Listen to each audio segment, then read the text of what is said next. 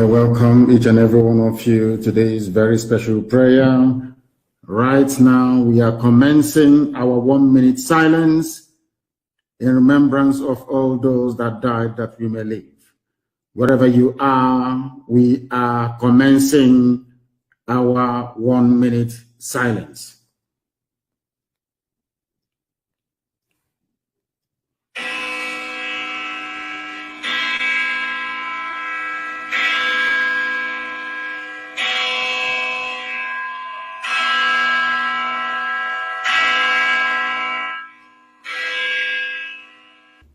A 21-gun salute because they fought and they died for us. We have to pray a prayer today, a very short and brief prayer, that IKECHUKWU may have mercy upon the living, because they died in active service, without their sacrifice, without their courage, without their exceptional bravery. Today, we would have all been servants of the Janjaweed Fulani Caliphate. Their death gave us strength. Because of what they did, we have followed in their footsteps. Because of the sacrifices they made, that is why in our land today, there is no significant Fulani Janjaweed terror presence. We shall remain eternally grateful to them for what they have done for this generation and every other generation unborn. We'll remember them, their exceptional courage, their bravery, which is unmatched anywhere in the annals of warfare. And as I have always said, they are arguably the finest army ever assembled. They are the soldiers of the Third World War. The unofficial Third World War was fought in the land of Biafra. And we paid with the blood of over 5 million people. Because for 3 years, we withstood the might of the armies of the world led by the British colonialists. The Soviet Union was a part of this evil alliance. The Arab world was there. African countries supported this very unspeakable genocide against the innocent, and some tribes in Nigeria that are today suffering, some ethnic groups that are today suffering under the yoke and burden of Fulani Janjaweed also joined them. And of course, the very lukewarm and apathetic response of the Nixon administration in the USA compounded all our difficulties. But in everything that we do in this life, we give glory to IKECHUKWU, God Almighty in heaven. We give you praise because today we are alive, and today we are able to continue the pursuit for that which many gave their lives.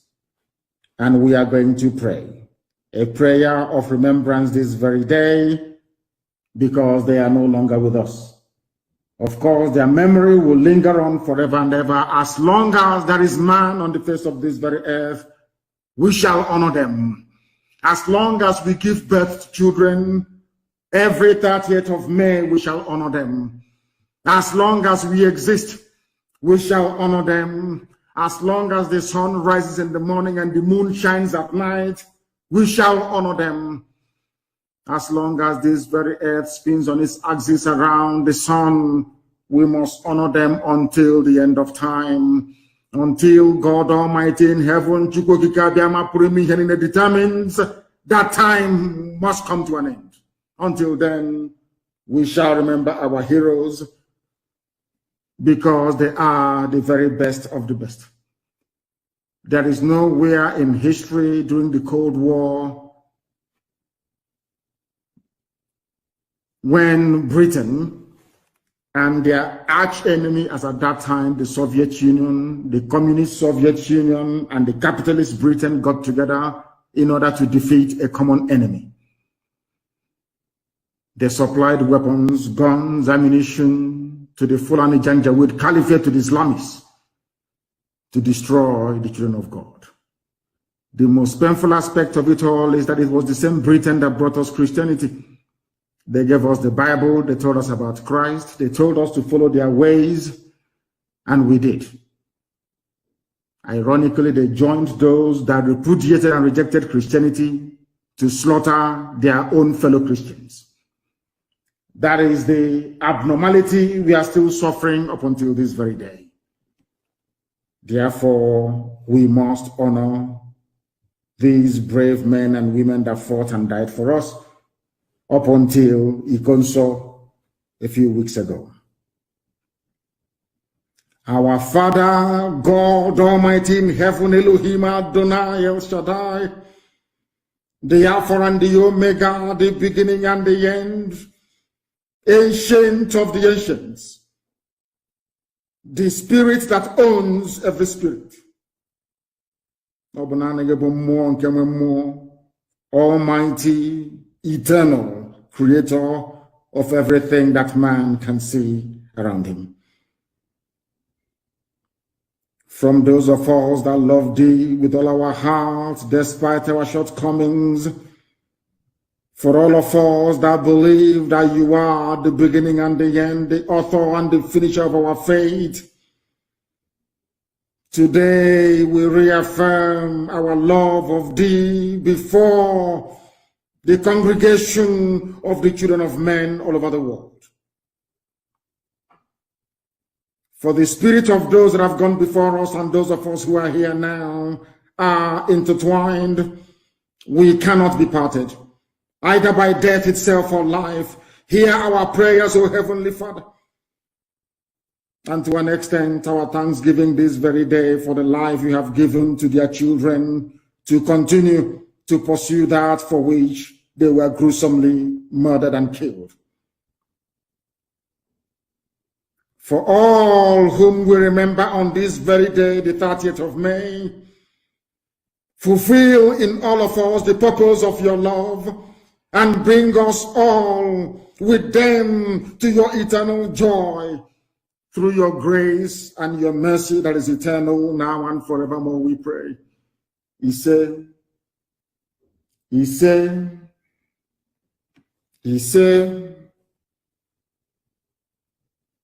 they were soldiers, they were gallant, and we must remember them.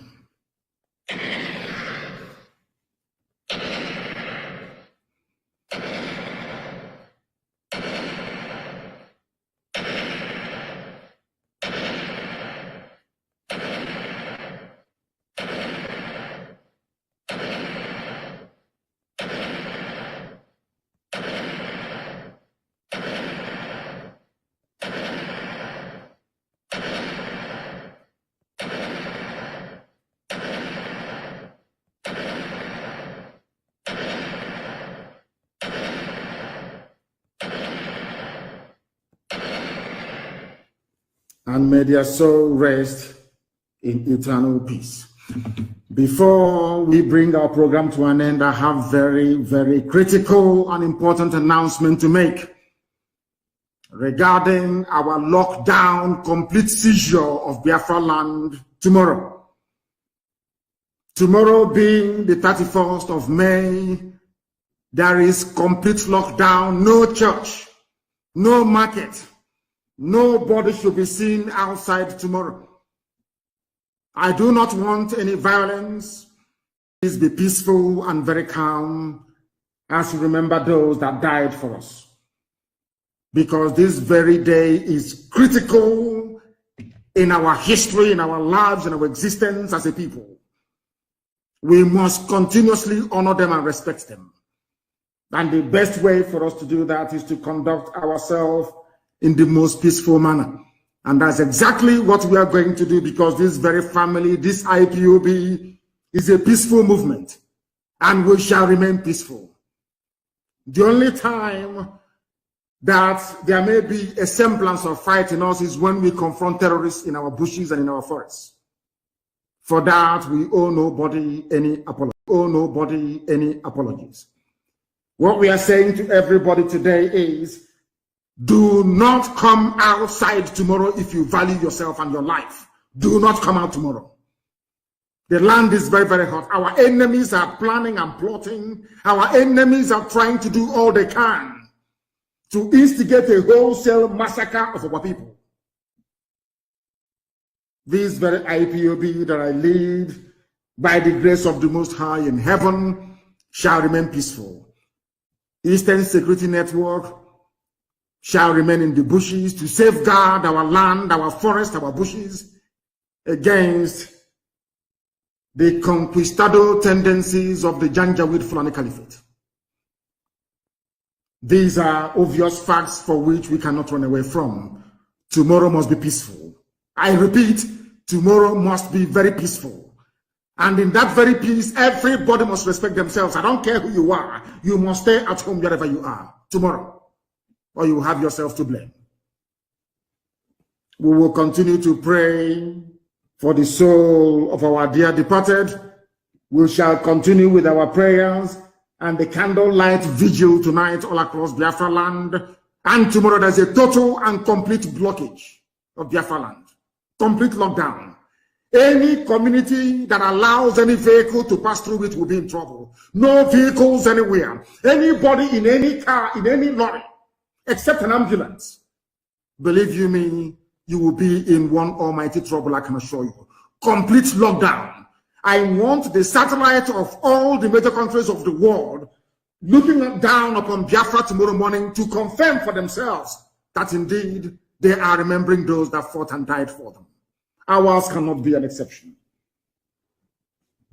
I want to commend all the pastors and the preachers today that told their congregation to go home, that there will be no church. In most places in Biafra land, there is no church service today. People went home to go and pray because remember that regardless of where you are, God will hear your prayers. They did not go to church today. I commend those pastors.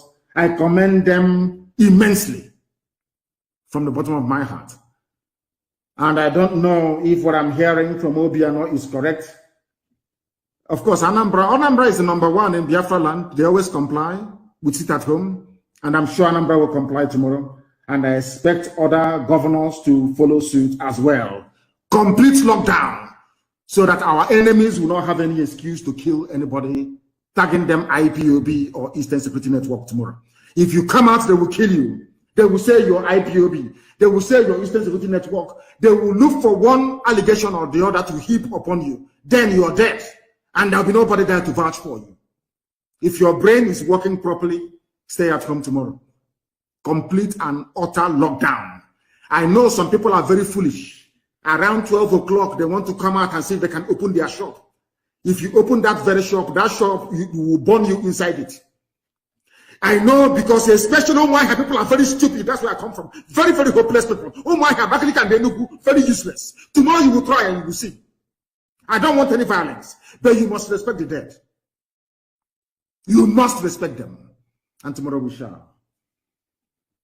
Thank you very much for listening. And I will be back again tomorrow morning, 7 a.m. tomorrow morning. I will be live on air. We are going to be praying, because from tomorrow I am going to pray Psalm number 1, the beginning of our 150 days of prayers. Every blessed day we are going to read one psalm and we're going to pray it every blessed day for 150 days, and you see what will happen.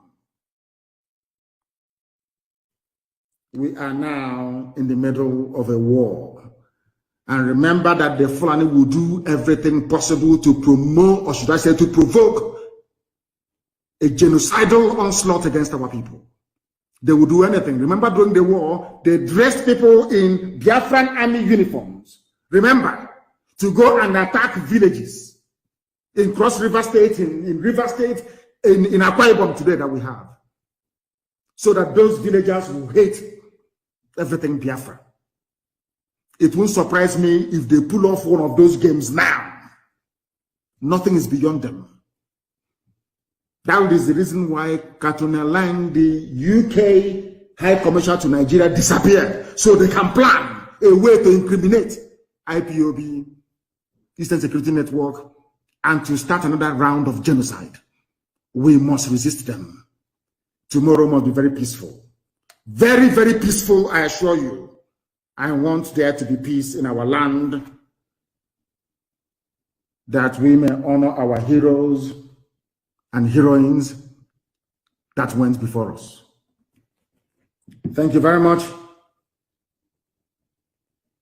And with all the love in my heart from here, good afternoon. And government, and of course, by extension, the British government as well. We are remembering those who died as a result of the unofficial Third World War that took place in our land nearly 54 years ago. And as a result of that, this very day, as we renew this pledge every blessed year, we have sworn to forever remember these people. We must remember them because the Jews do the same. All over the world, people remember their dead. In Rwanda, the same thing happens. And I don't know why there is this, should I say, conspiracy of silence to try to sweep this very important event in our history under the carpet. We lost over 5 million people, the second worst genocide in the history of man, only second to the Jewish Holocaust in Europe. And for some inexplicable reason, the world have decided to keep silence over this very matter. But we are not going to keep silence, not at all. Not now, not tomorrow, not ever. We are going to vigorously and relentlessly pursue this very effort to recognize the genocide that was committed against Biafran people, without apologies to anyone. It is a very good thing that before we came on air, I think the Ebonyi State government have now rescinded the threats they issued to all those who were intending to stay at home tomorrow. That is also commendable. It is not very often that I commend people, but I must say that I also commend Governor all those who I don't do very often, for the very critical work that he did today by laying a wreath at the cenotaph that he built for those that fell, for those that made it possible for us to remain alive this very day. I must say this to our people, those who are living, that it is because of the sacrifice of those brave men and women that is the single and to a very limited extent, those of our brothers and brethren from Ududuwa Republic. Why am I saying this? It is only in our land today that we do not have any significant presence of Fulani terrorist organizations in our bushes or in our forests. And why is that the case? Because our fathers taught us how to fight. They fought for Biafra, unaided, unassisted for over 3 years. We fought the two strongest major powers in the world as at that time, the USSR and Great Britain. Egypt fought against us. The OAU was against us with the exception of the likes of Julius Nyerere and Hufred Berne of Cote d'Ivoire. We suffered immeasurably. And now, like then, Israel was under attack and they couldn't provide any meaningful help. But we survived it. Not out of our own might, not out of our own power, we survived it because God Almighty in heaven was with us. And this generation have now come to complete the work that those of them of 67 to 1970 started. And we are not going to stop. I want the world to understand me very clearly. We are not going to stop. It doesn't matter what it takes. It doesn't matter how many lives they extinguish. It doesn't matter the genocidal tendencies they bring with them into our land. We are not going to stop. Everybody listening, everybody watching, everybody remotely interested in justice and peace must understand this. Our destination is freedom, and that very place we're heading to is Biafra. And nobody, no soul on this earth can stop us. Instead of Biafra not to come, we all perish. I want our adversaries, our enemies to understand this very, very clearly. We are not going to retreat, not one iota, not 1 inch, because Biafra must come. Because the hatred has continued to this very day. As I'm speaking and addressing all of you right now, They are still arresting, extrajudicially murdering people in our land, people who are alien to our culture, our way of life, our tradition. They are in our land directing their people to slaughter, to kill without mercy. Unfortunately, those we regard as political leaders have connived with these people to ensure the decimation of their own population. That is the type of nonsense we can no longer condone. As you all know, there is no significant Fulani presence in our land because our fathers taught us how to fight. And we are doing so today without apologies to any idiot. We're not going to apologize because we have been apologizing for nearly 50 years. And we have not gotten anywhere in terms of our collective advancement and development in the damnable zoological republic called Nigeria. That is why we must continue what we're doing. And that is why anybody who is remotely interested in the affairs of our people must understand this, that we are determined, doubly determined. 50 years, or should I say 54 years is a very long time, and 51 years since the end of the war. But now that we have come, or should I say now that God Almighty in heaven has determined that we should come, we are not going to relent. We are not going to do anything whatsoever to jeopardize the sanctity and the holiness of this very mission. We love our people. We love every ethnic nationality that makes up Nigeria as it is presently constituted. We have no hatred towards anybody. We love peace. We love life. We love the progress of other people. But we are in a country where people hate us for no reason, where people despise us for no reason, and we can no longer go on apologizing. And Nigeria as a state, the entire Africa as a continent must acknowledge. The same way they acknowledge the genocide in Rwanda, they must rise up to acknowledge the genocide in Biafra land, or else there will be no peace nor development in the whole of Africa. And I'm not saying it apologetically. I am stating a fact that ought to be forcefully demanded for. And Biafra itself must be restored for those who have come before us, for their sacrifice, for their courage, for their gallantry and their bravery. It is a very good thing today that one of the co-hosts here is our brother Dele, a man that I cherish and I appreciate very much. And also the very excellent work that Mazi is doing. But let us make this thing very, very clear. We are wronged by the Nigerian state, by every ethnic group in Nigeria. I know that my good friend and brother, Obadiah Mailafia, rang me and apologized a while ago for the role that they played in the massacre of Biafran people, the role that they played in aiding and abating a very unlawful invasion of Biafra land, because all Ojukwu asked for was restructuring. The same thing we're arguing for today. Ojukwu went to Aburi to argue for restructuring. Ojukwu did not go to Aburi to declare any state of Biafra. He never went to Aburi to declare any war. Ojukwu went to Aburi so that all of us in Nigeria, including those from the Middle Belt, from the West, everywhere can have freedom. There's something we're asking for today. They twisted the narratives. They changed our history. They turned it upside down. They made us the villain. They tried to demonize our general, a man of peace that went to Aburi in Accra to go and in Ghana to go and negotiate for peace. A peace that Britain prevailed upon go on, not to implement. But over the years, we've been taught that we are the aggressors. Such nonsense can no longer hold, it can no longer obtain, and that is why, as I said earlier, unapologetically, we are pursuing the freedom of Biafra, and nobody can stop us. Anybody on our path is going to fall, is going to die. Instead of Biafra not to come, every living organism in Nigeria will die, I swear to God Almighty in heaven, because we are not going back. It is a good thing today that some notable Nigerians are on this very platform discussing what transpired 54 years ago. Most have tweeted to say, may it not happen again. The only way to ensure that this will not happen again is the existence of a free, sovereign Biafran nation. That is the only panacea, nothing more, nothing less. Before we came here, Ladipo Market was on fire. These vandals and vagabonds are in our land, killing people relentlessly. As I'm talking to you right now, they herded some people from Enugu to God knows where, maybe to go and kill them.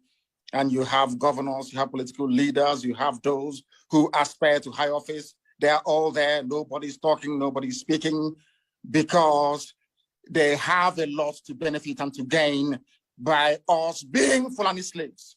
Something that can no longer continue. Something we are not prepared to tolerate. That was something I said rather very fortuitously very many years ago. I said during one of my broadcasts on Radio Biafra that for Nigerians to understand that God is upset with them, that every tribe in Nigeria, every ethnic group in Nigeria will experience what we passed through during the Biafran War, that they too will also become refugees. And today, there are IDP camps everywhere. People that thought they were safe before now are fleeing their homes. There's something that happened to us between 1967 and 1970. And that is why our appreciation and our thanks for those men and women that fought to keep us safe can never, ever, ever be overestimated. We will continue to appreciate them. We shall continue to honor them. And I thank all of, those who are non-Biafrans. I understand that some people who are Biafrans came on this very platform and trying to play the script of their masters. That same divide and rule by saying there is something called Southeast and South-South. All bunkum. I have said it many times on many forums, on many platforms, that everybody in the East, we are all one people. I don't understand why people are hung up about this divide and rule of Gowon. It was Gowon that created Cross River State. Gowon created River State. Not because he loves the people of the South, not at all, but because he wanted to divide us. And we must rise up. We must rise up to the game of these people and say no to them. Now that Yoruba and Igbo are one, do you see them trying to play that game anymore? Now that Biafra and Oduduwa are one and inseparable, bonded together in one, do you see them playing their stupid games?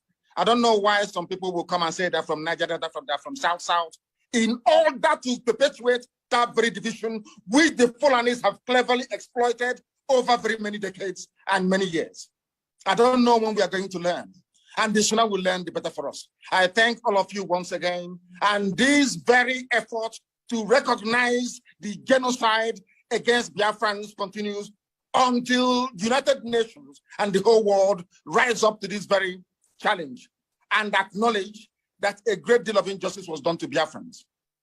Tomorrow is our sit at home, complete and utter lockdown everywhere. And as I said earlier, I do commend the governors for coming out and saying that civil servants should not come or should not turn up to work tomorrow. It's a very good thing. We must all be bound together in order to ensure that Nigeria, first of all, takes the blame for what they did. And secondly, that the whole world will rise up to the obligation to the oppressed people and do the very right thing. Once again, I thank you all very much. And my very special thanks to Professor Ejiofor for the very wonderful and sterling work that you're doing, you and your team. Thank you very much. And may Chukwukabiama be with all of you. Thank you. Biafra Alpha Power Media International.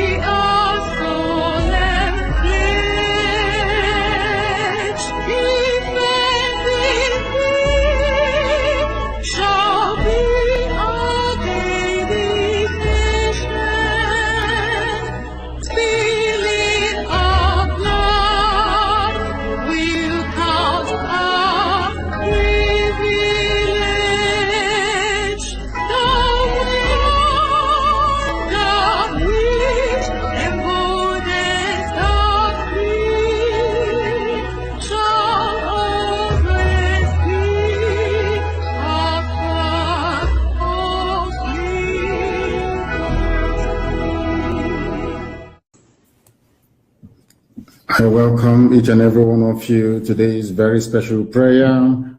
Right now, we are commencing our 1 minute silence in remembrance of all those that died that we may live. Wherever you are, we are commencing.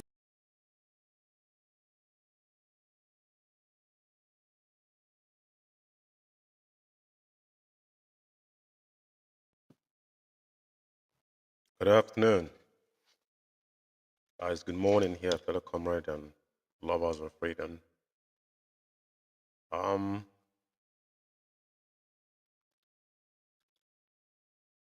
just want to apologize a little bit of an issue with the system here. Today is the 30th of May, 2023. As you all know, we started with Onyendu's last 30th of May on 2021. Our national anthem has played. This morning, today is the day we're remembering those that have been murdered in cold blood from 1645 till to death. And thank you, fellow comrade across Gulf. Today is a day that we all shall remember. And this day was made possible by the only disciplined leaders of indigenous people of Biafra from 2014. When we remember those that fought and died for us, and they all rose and fight alongside with us. This morning, I welcome you, and please help me to welcome others. It's 11:36 here in United Kingdom. I presume it is same in Biafra land. I know that Biafrans across the globe in different countries are today commemorating Biafra heroine and heroines today, and the price they have paid to put all of us and to keep us alive. That all of us today are talking about Biafra. This program today is a very special one on Biafra Alpha Power Media. As you all know, Biafra Alpha Power Media is the platform that's standing in the gap of Radio Biafra. We all know how and what happens on 30th of May. We have one spot account across the globe, and we opened this platform this morning to allow fellow comrades to call in subsequently when the line is going to be opened. And there'll be a link. I'll paste them on the wall. So you can call us in, through live streaming and the WhatsApp number. I'm going to make all this available. But firstly, it's very, very important to all go into sober reflection. Today is a very special day. Normally, as we United Kingdom here, we are marking hours later on Zoom. Presumably, there's a lot of people across the globe that are out there now, celebrating and showcasing to the world that was a war, that was a genocide, that was an Holocaust in Biafra land. So that is our primary agenda today, to make sure that the voice of everyone is heard. So as we all know, we are live here. I'll be intermediary on this platform, playing a lot of videos today, playing Onyendu's voice and what has transpired. So as we listen and watch through, and a time of interactive section will be for you to give us your own perspective wherever you are and what is happening on your own ground. And we shall talk about so many things today: the betrayers and the saboteurs within the Biafran struggle, those that betrayed in 67 to 70, and today we're still suffering the same thing.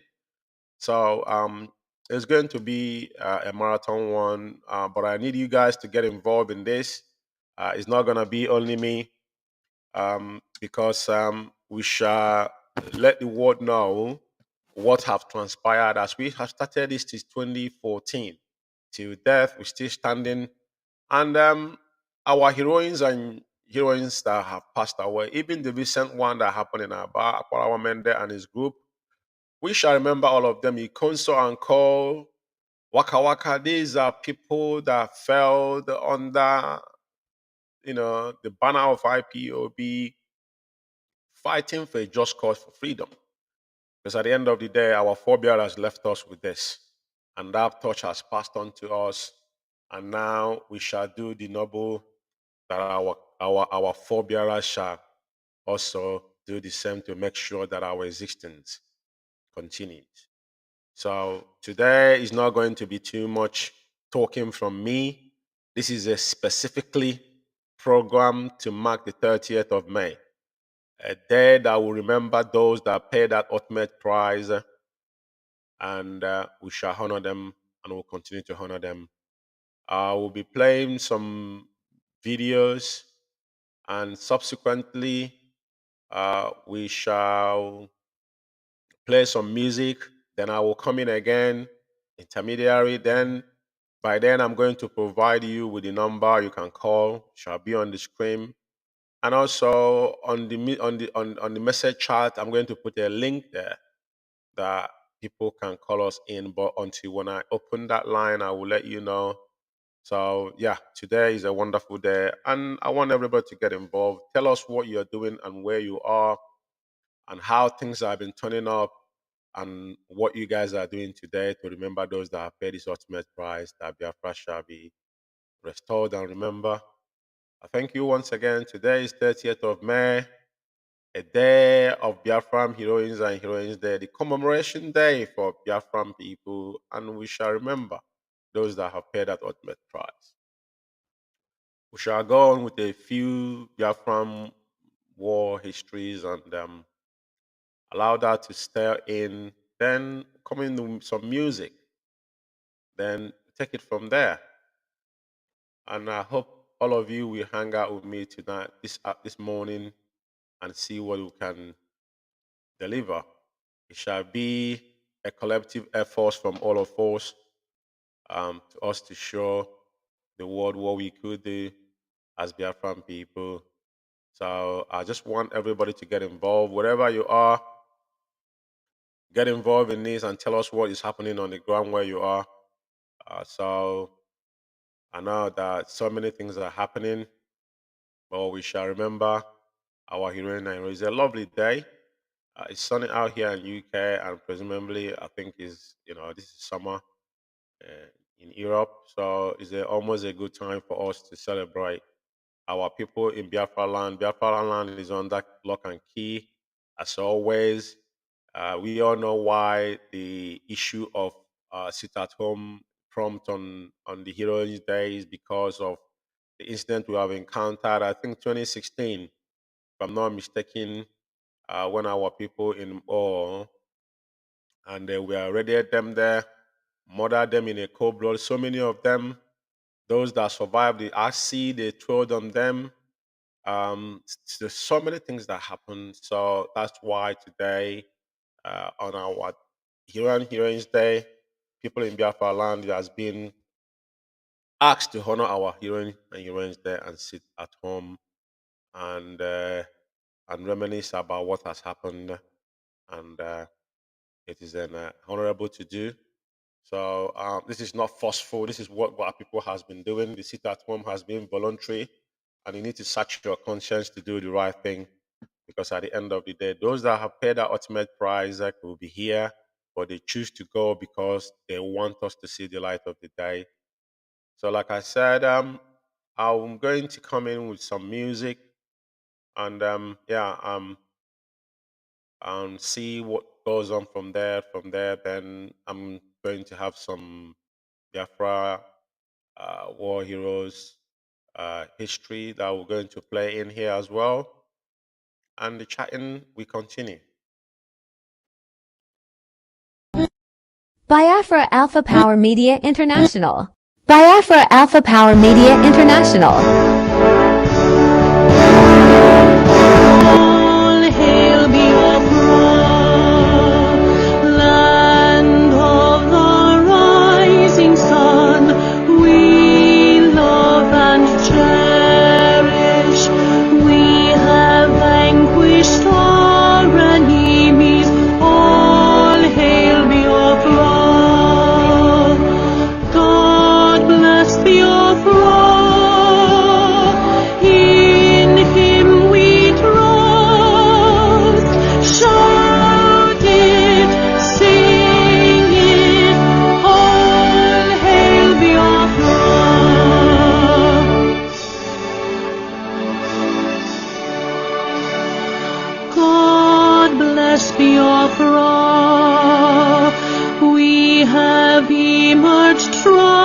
triumphant from all our foes.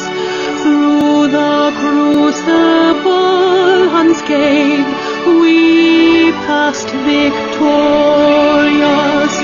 Our trumpets pealing the glorious song. Play it, sing it, all hail Biafra.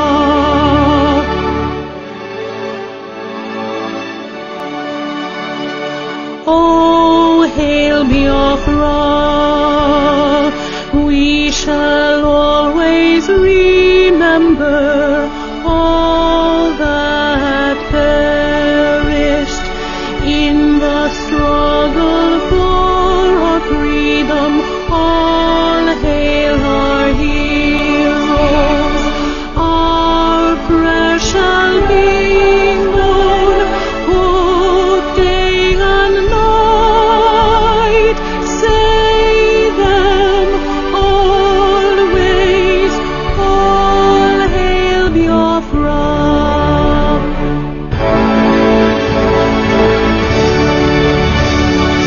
All hail Biafra. Now our star shines everywhere. We crave humility. God guide and protect us all. All hail your wisdom, shielding us from fury, unleashed by our anointed might. Biafra, Biafra, shining forever.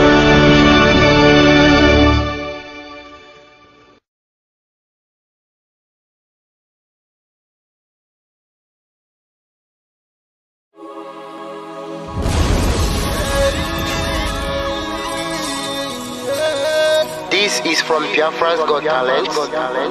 We are letting Biafrans know the reason why we should remember those who gave their life for us, those who died that we may live. You died to end my suffering. You died fighting for my freedom. Your blood is the seed of redemption. You are my inspiration. The deed no wrong for them, military shots at them. 67 to 70, we remember them. 2016, 38 May, memory still lives in our mind till today. Wonder why they refuse to publicize the genocide. The world media turn blind eyes to our plight. It's time to arise, land of the rising sun. Let's rise one more time, let's rise. Yo, we will never forget our fallen heroes. Those who gave their life for us. Onitsha massacre, Iwata massacre, Aba massacre. We remember you. Alright. Tell them I got that day, oh. Remember when me tell you, say I got that day, oh. Yeah, I remember that one that called Asaba. But the way you go, like a papa nuku. Oh, them way we go, me tell you what I look pandi, what pandi samiro, me tell you what I day, hey. Oh, we just run and the rest of and I tell you what I do. We never give up, we tell them heroes, I want to promise you something today. We must fight together, no retreat and no surrender. We must hold them down till the end of time. The most important thing is that we will restore Biafra. May your soul rest in peace. And I look up to the sky with tears in my eye. For other Biafrans and for freedom had to die. We will never forget you as the days go by. You are always in my heart, forever to your heart. They fought for our freedom. They died for our freedom. They fought the Nigerian soldiers in the war front without food, without guns, for our freedom, for our life, for our own good, for our children. We love them, our heroes. We want them. My heart bleeds when I saw them slay. Where will I be now if not then? They will remain indelible in my heart forever, forever, forever, and ever, and ever, and ever. We serve in your plantation, and the way you paid us back with your bloody starvation. We play in our history that the death of my people is a mystery. No going back to get to a victory. I had a voice now call for vengeance. I never get bombed, I'ma blow like a vengeance. Yo, we will never forget our fallen heroes. Those who gave their life for us. Onitsha massacre, Iwata massacre, Aba massacre. We remember you. Alright. Where will I be now if not you? You died at Mali.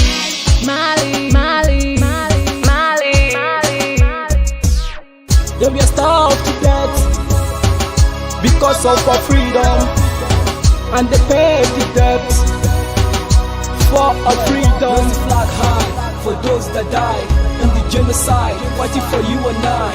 There is pain in our heart, we bleeding inside, tears in the eyes of our fallen heroes. This is for my fallen heroes. Give them motivation, people. It's like I'm looking at myself in the mirror. Cause we could be a cast, and it could be an us if we did not retire. They paid the ultimate price. They died for the freedom of unborn child. We live for the legacy. Yo, we will never forget our fallen heroes. Onitsha massacre, Iwata massacre, Aba massacre. We remember you. Alright. Yo, we will never forget our fallen heroes. Onitsha massacre, Iwata massacre, Aba massacre. We remember you. Alright. Yeah, put the flag in the air. Never be afraid. March on, cause we are more than conquerors. Yeah, you know what it is. I'm looking at myself in We the must mirror. revenge, and we must stand to represent who we are.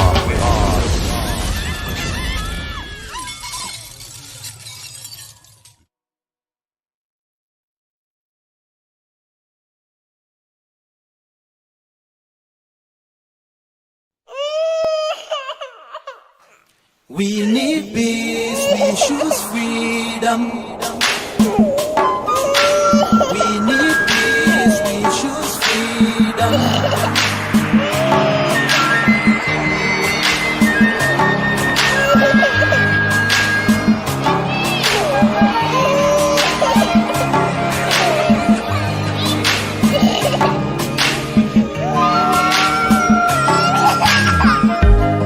There was a nation living in peace and unity. Hey, they are people with love and harmony. Oh, yeah. They saw greatness rise up to its purity. With another people of different culture, a different heritage, biased and oppressive. Oh, I see. A nation from trigger of Africa, rising with strength and might and power. In due time, nobody gonna praise us. Rather, you all gonna embrace her. With your flag, with your flag, with your flag, with your flag. Oh, yeah. Let the tears of our mothers who lost their children be heard. Let the blood of our heroes speak from now till forever. Let the whole wide world know Biafra is our home. Oh yeah, Biafra is our home. Oh, it's my home. way back 1967. Death toll on the blood couldn't count them even.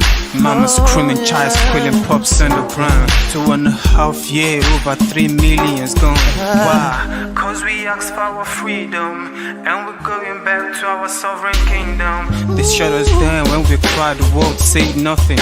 Sitting back in the crib, watching our suffering. Should I talk about the planes dropping shells like rain? Suka had the first taste of a hero's blood. Abagana Zobunigwe was stronger than flood, but the juke is too strong and fought them off on the chart. Thought the bloodshed's gone, then it came a king. 216 and the massacre, it started again. So bloody name, I couldn't cry tears. Blood dripping down my eyes, water in my veins. We died trying to fight the cause and we're trying to break him.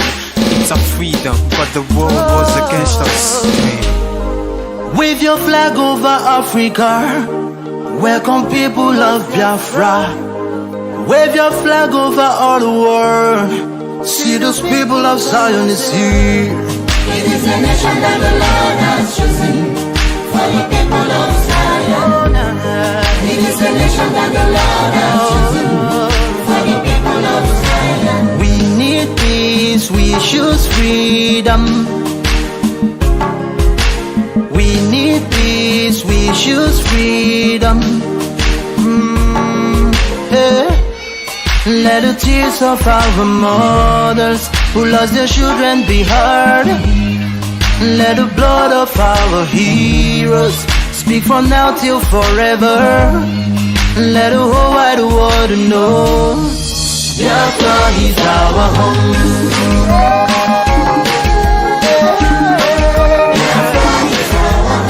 I see the rising sun from Africa. Oh, this is time of victory. Oh, yeah. I see future in Africa. Oh, yeah. People of Biafra. See light shining on the wall. Oh, yeah.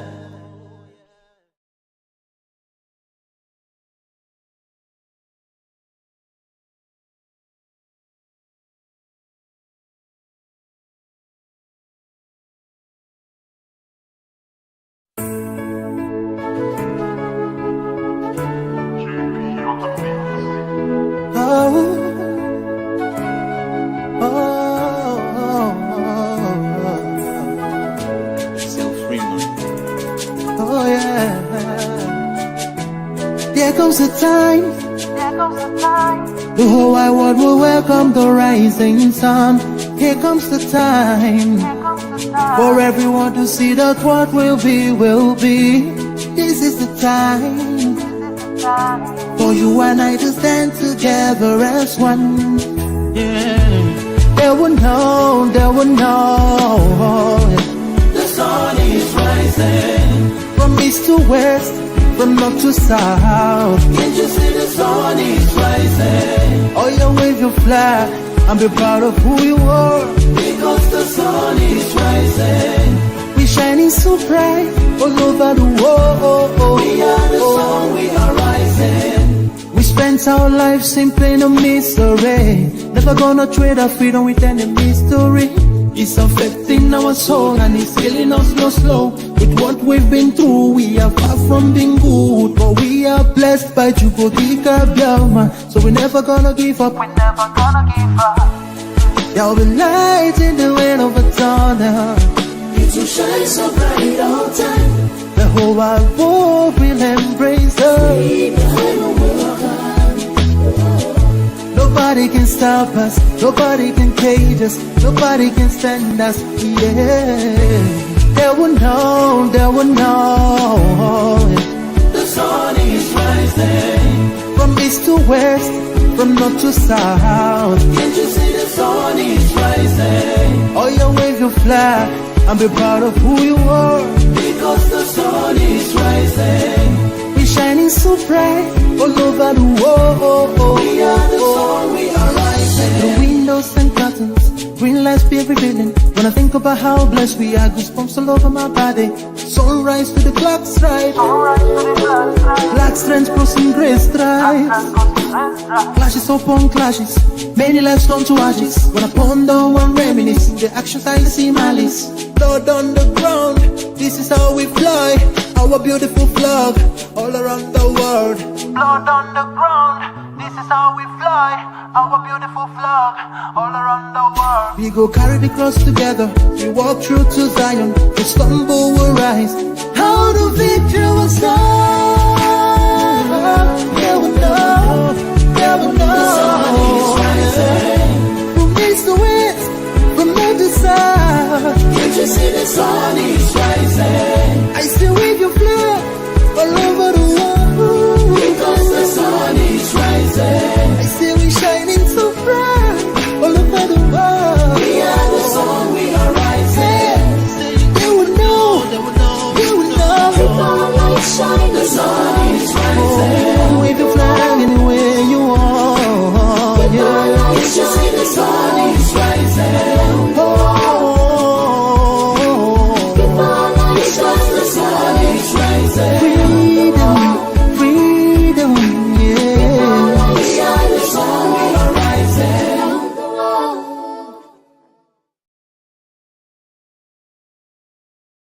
Obodo kenenu Kanu, Nnamdi Kanu, Nnamdi Kanu, Amadike. Kani kenebenu Kanu, Nnamdi Kanu, Nnamdi Kanu, Amadike. Amadike Biafra, Nnamdi Kanu, Nnamdi Kanu, Amadike. IKECHUKWU ndilo Nnamdi Kanu, Nnamdi Kanu, Amadike.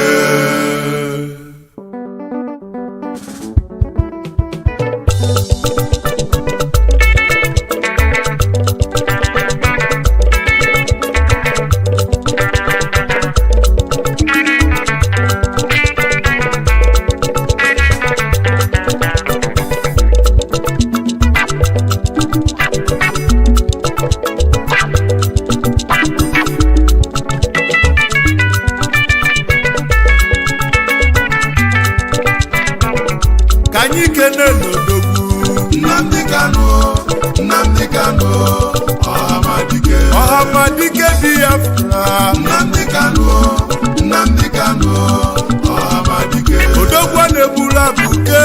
Nnamdi Kanu, Nnamdi Kanu, Amadike. IKECHUKWU ndilo Nnamdi Kanu, Nnamdi Kanu, Amadike. Ndilo na chozudo. Nnamdi Kanu, Nnamdi Kanu, Amadike. Manoke zuko. Nnamdi Kanu, Nnamdi Kanu, Amadike. Umu Biafra Ghana. Nnamdi Kanu, Ani Nnamdi Kanu, Amadike.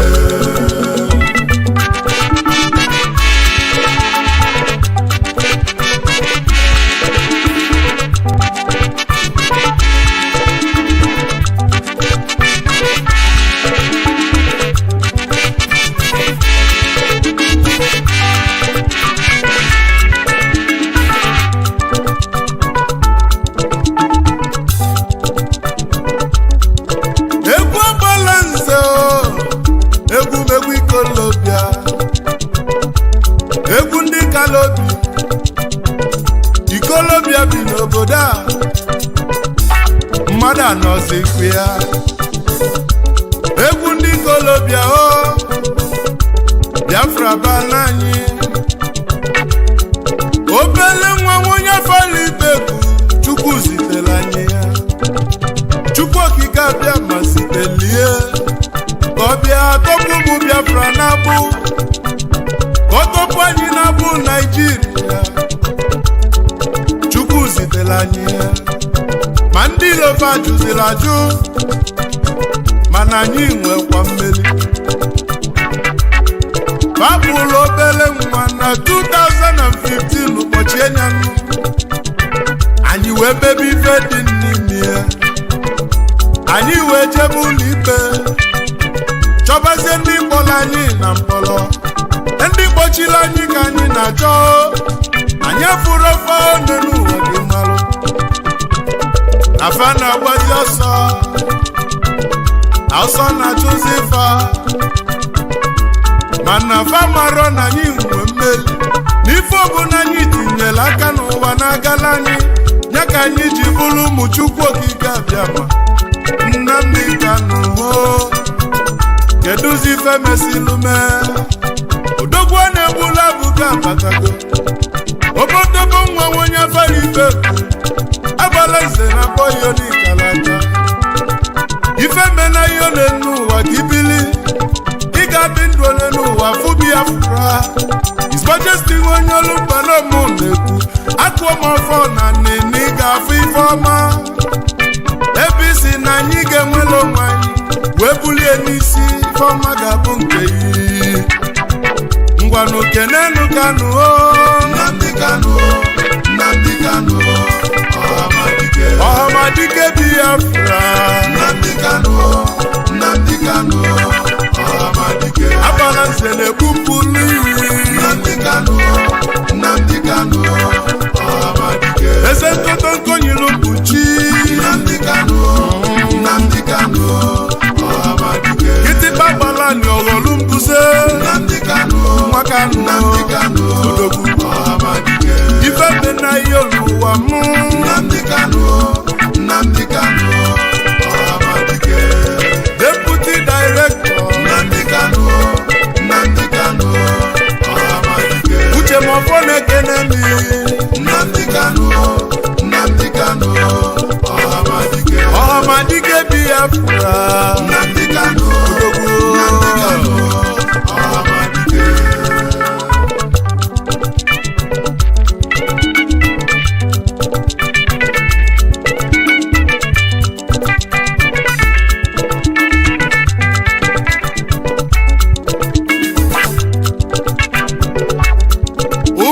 Biafra oge zugo agbala nze nọ n'egwu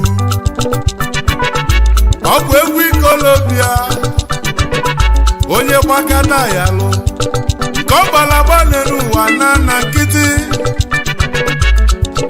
Nnamdi Kanu Ọhamadike Biafra ụkwalụ oge n'ụwa daa ife niile nwere oge zugo na anyị gana Biafra bana anyị Biafra bana nsọ Biafra bụ nke anyị anyị Chukwu gwara anyị na mgba aka na-ekwuzi ị na-akpọ m onye Naijiria bụ m onye Naija gwakene m minino of Naijiria mana Biafra bụ obodo mụ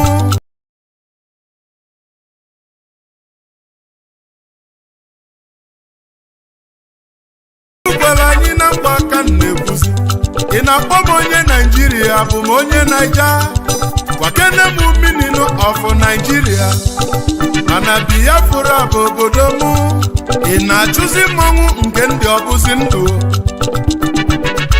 Biafra bụ obodo anyị ebe amụrụ anyị bụ na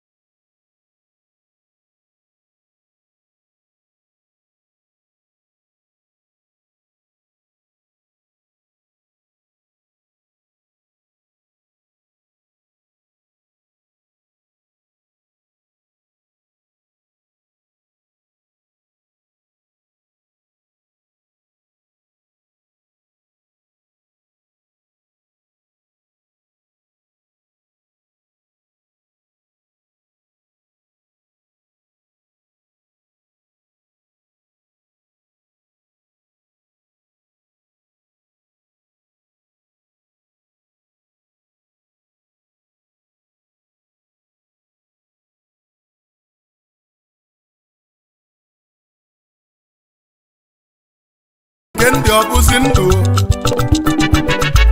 Biafra bụ obodo anyị ebe amụrụ anyị bụ na Biafra ebe anyị ga-anwụ bụ na Biafra nwata chọba nke ya ọbụla ajọ nwa nwata chọba nke ya ọbụla ajọ nwa mana mmejọ nke mụ n'elu ụwa nọ onye ọcha ma aba m afa n'elu ụwa nne na nna mụrụ m n'ụwa ga-aba m afa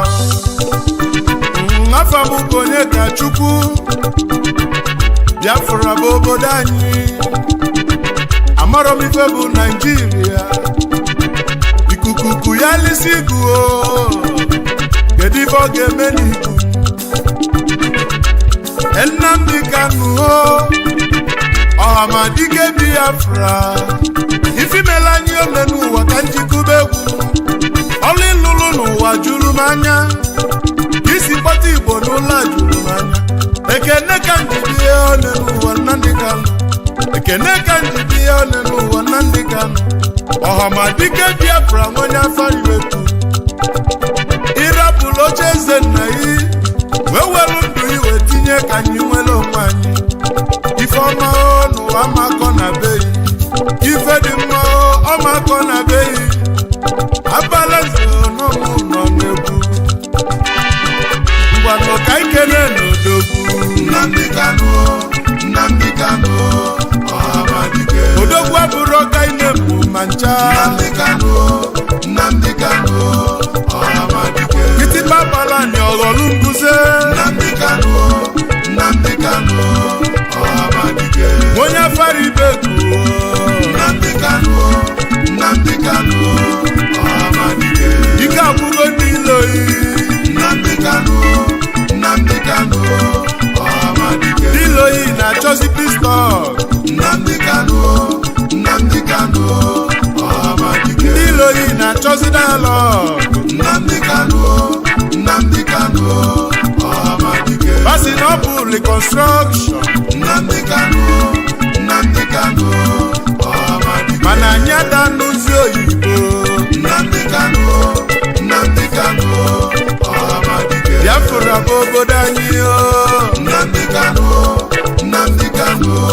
ọhamadike Biafra bụ ana anyị Nnamdi Kanu anyị ga-ana ọhamadike anyị ga-ana n'oge ezugo Nnamdi Kanu ọhamadike onye nọchi ụzọ ife ọbụla owelu Nnamdi Kanu ọhamadike ife mena deputy director Nnamdi Kanu Alfonsus Uchemafọ ọhamadike n'okwu gị bụ Nnamdi Kanu ọhamadike Emeka gift oyimo Nnamdi Kanu jisi ike na-emetụ witu ọhamadike keduzi ada Biafra Nnamdi Kanu ada n'ili ọra mma ọhamadike Mrs. Uchenna Kanu Nnamdi Kanu ọhamadike ife mena His Royal Highness Nnamdi Kanu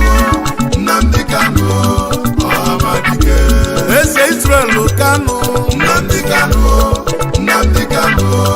ọhamadike Nnamdi Kanu odogwu Nnamdi Kanu ọhamadike engike egwu na-akpọ Nnamdi Kanu ọhamadike anya melo sọ ndị na-ele ya aka Nnamdi Kanu ọhamadike ife mena His Excellency Nnamdi Kanu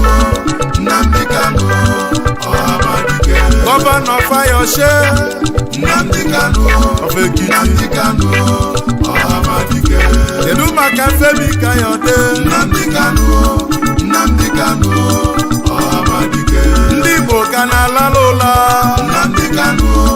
Nnamdi Kanu ọhamadike mana imirikiti etetego n'ụla Nnamdi Kanu anyị ga-ana Honorable Chidoka Nnamdi Kanu ike obosi ụkwala ọhamadike udogwu na-ekene mi Nnamdi Kanu mmadụ ga-eji aga ọhamadike egwu agbala nze tibego Nnamdi Kanu egwu ikolobịa ọhamadike ikolobịa nọ n'obodo a Nnamdi Kanu ikolobịa nọkwa n'obodo a wanụ n'oge egwu Nnamdi Kanu Nnamdi Kanu Ọhamadike Biafra Nnamdi Kanu Nnamdi Kanu Ọhamadike Biafra Nnamdi Kanu Nnamdi Kanu Ọhamadike ike agwụgo ndị iloyi Nnamdi Kanu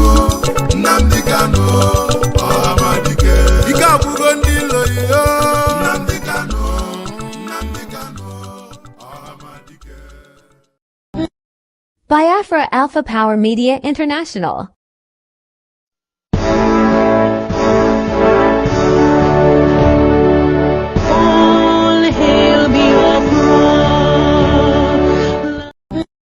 Biafra Alpha Power Media International. Year-old soldier into a war that was on par with the American Civil War or the Spanish Civil War. Without any formal training as a soldier, I was marched at gunpoint to the Biafran side of the Oguta war front. At Oguta war front, Biafran soldiers were living on less than 1 cigarette-sized cup of gari a day. Gari is pulverized fried cassava root. Biafran soldiers added palm kernel nuts and water from the Oguta lake to their gari.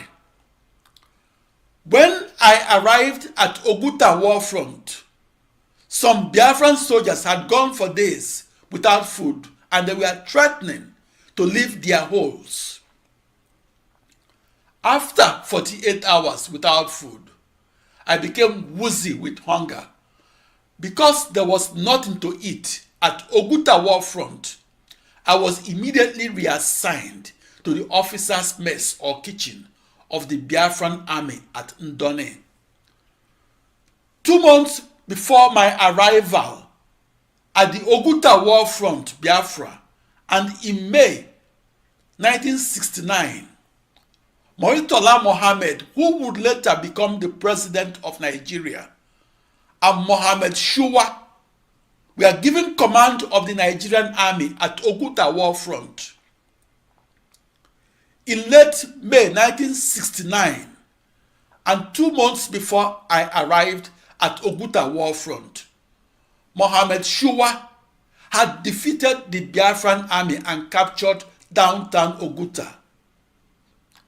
A few weeks later, downtown Oguta was recaptured by the Biafran army, but recaptured after a loss of 500 soldiers. I was conscripted into the army and conscripted at the market at Ndone, Biafra. I was conscripted to replace one of the 500 Biafran soldiers that died in the battle to recapture downtown Oguta, Biafra. The Battle of Oguta war front was personally commanded by Odumegwu Ojukwu, the leader of Biafran nation. When I arrived at Oguta war front, Joseph Hannibal Achuze, nicknamed Air Raid, was commanding the Biafran soldiers. I learned that Olusegun Obasanjo, who would later become the 3-time president of Nigeria, was commanding the opposing Nigerian army at the Oguta war front.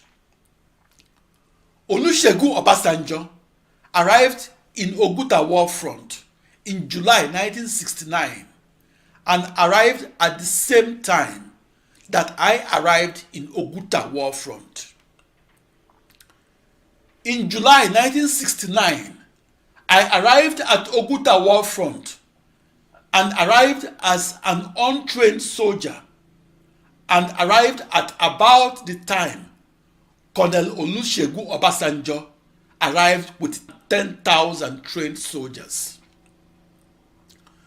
Those Nigerian soldiers killed or wounded 2,200 Igbo civilians.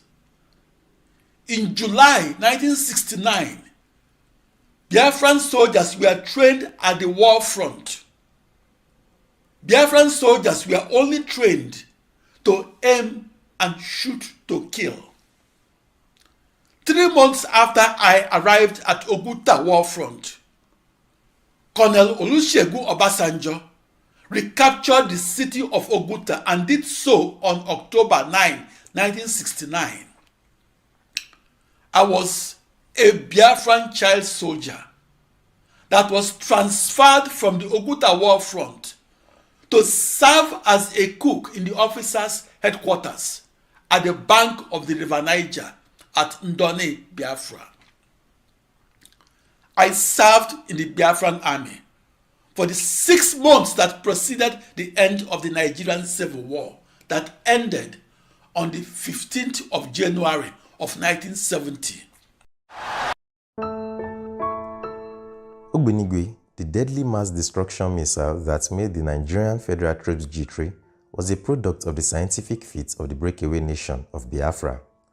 It was allegedly the first technology to be wholly designed, developed, mass-produced, and launched in Africa.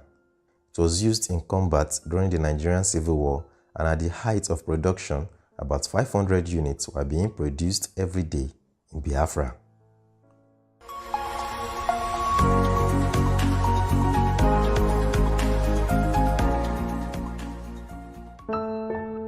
Ogbunigwe, also known as Ojuku's bucket, was based on the physics of the Monroe or Newman effect. The weapon was named after the Biafran head of state, Chukwuemeka Odumegwu Ojukwu. The missile killed and maimed by wave effect percussion and dispersal of shrapnel. It was shaped either as a cone or cylinder and could be used as a ground-to-ground projectile against troop concentrations or a ground-to-air anti-personnel air burst cluster bomb. With the economic blockade of Biafra having a telling effect, the people turned inwards, devising survival strategies and apparatuses. Apart from extracting and refining their own petrol, they also had improvised armored tanks and piloted their planes. The renowned Professor Godian Ezekwe led a team of scientists in what was known as the Biafran Research and Production Unit, RAP. This think tank group was tasked to develop rockets, bombs, and telecommunications gadgets. The Ogbunigwe mines and warheads generally had a killing range of between 180 meters and 800 meters, an effective shrapnel radius of 90-degree arc, and could easily wipe out a company of enemy troops. The self-propelled rocket versions had a missile range of 8 kilometers. The weapons were destructive for enemy infantry and armored vehicles. In October 1967, the Nigerian Federal Troops, having captured and secured Enugu, the capital of Biafra, were on their way to Awka and Onitsha, the commercial nerve center of Biafra, through the old Enugu-Awka-Onitsha road. The well-armed, heavily equipped Nigerian Federal Troops, with their superior firepower, encountered a battalion of poorly equipped, outgunned, and virtually exhausted Biafran troops at the Ugwoba Bridge, a few kilometers into Awka. However, the Biafran troops had on hand some of their air defense dust mines. Unable to withstand the superior firepower of the Federal troops, they began to run for their dear lives, carrying along with them their air defense mines. But their bold and stalwart commander ordered them back and commanded them to fire the mines on the approaching Federal troops. The command was promptly carried out. Indeed, the Federal troops could not understand what hit them. The effect of the detonation was very devastating, leading to the loss of many Federal troops, as well as the loss of large quantities of arms and ammunition, some of which got completely burnt. The Nigerian troops were so mortally afraid of the Ogbunigwe that each advancing battalion was preceded by a herd of cattle, and many cows lost their lives. March 25, 1968 probably remains one of the most memorable events of the war. It was the day the Nigerian side suffered the heaviest single loss in the war. Known as the Abagana ambush, the 2nd Division of the Nigerian Army, led by Colonel Murtala Mohammed, had finally crossed the Niger Bridge after falling in the first attempt. Mohammed's forces had been repelled by Colonel Joe Hannibal Achuzia's guerrilla army and had suffered heavy casualties as well. Having crossed into Biafra, the plan was to link up with the 1st Division led by Colonel Mohammed Shua, penetrating the Igbo heartland through the north from Nsukka. With a 700-man team led by Major Jonathan Uchendu, a counter-attack plan was hatched that essentially sealed up the Abagana road, while the troops laid in an ambush in a nearby bush, waiting patiently for the advancing Nigerians and their reinforcements. Major Uchendu's strategy proved highly successful as his troops destroyed Mohammed's entire convoy within 1.5 hours with about 500 casualties on the Nigerian side. There was a minimal loss on the Biafran side. It was probably the most resounding battle ever won by the Biafrans in the entire war. The Ogbunigwe was the most effective Biafran weapon during the war, and the Nigerian forces were not able to find an efficient defense against it. Well-placed mines or rocket salvos, coordinated by few determined soldiers, were often enough to stop an entire Nigerian advance. The Ogbunigwe, in its various forms, was able to influence the outcome of many battles. It was indeed a weapon of mass destruction.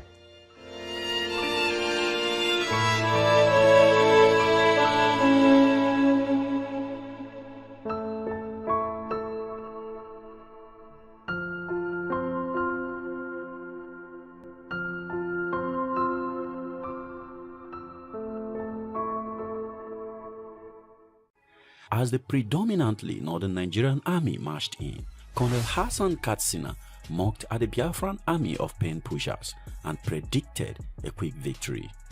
Because of their superior speed, ingenuity, and resourcefulness, the Biafrans believed that if they could hold out for a few months, the Nigerians would recognize the folly of the war and return home or negotiate. Neither of these turned out to be correct. Hello, Hisplus. Welcome to another episode on Hispo Media. Gabriel here. Fighting started on July 6, 1967, with an artillery bombardment against Ogoja, a town near the northern region's border in Biafra's northeast corner. In what Colonel Ojukwu recognized as a diversionary attack, 2 federal battalions faced the Biafrans.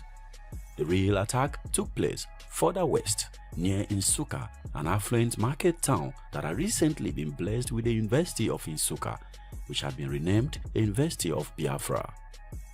On July 8th, the remaining 6 battalions of the Nigerian army camped in the main ASICs near Nsukka marched in. They pushed roughly 4 miles before becoming stranded. The Biafrans fought back tenaciously, despite having only about 3,000 men in arms in that sector, compared to the Nigerians with about 6,000 men and a handful of light arms and ammunition. The Nigerians were able to seize and destroy the town of Nsukka as well as the university, but they were unable to go any further.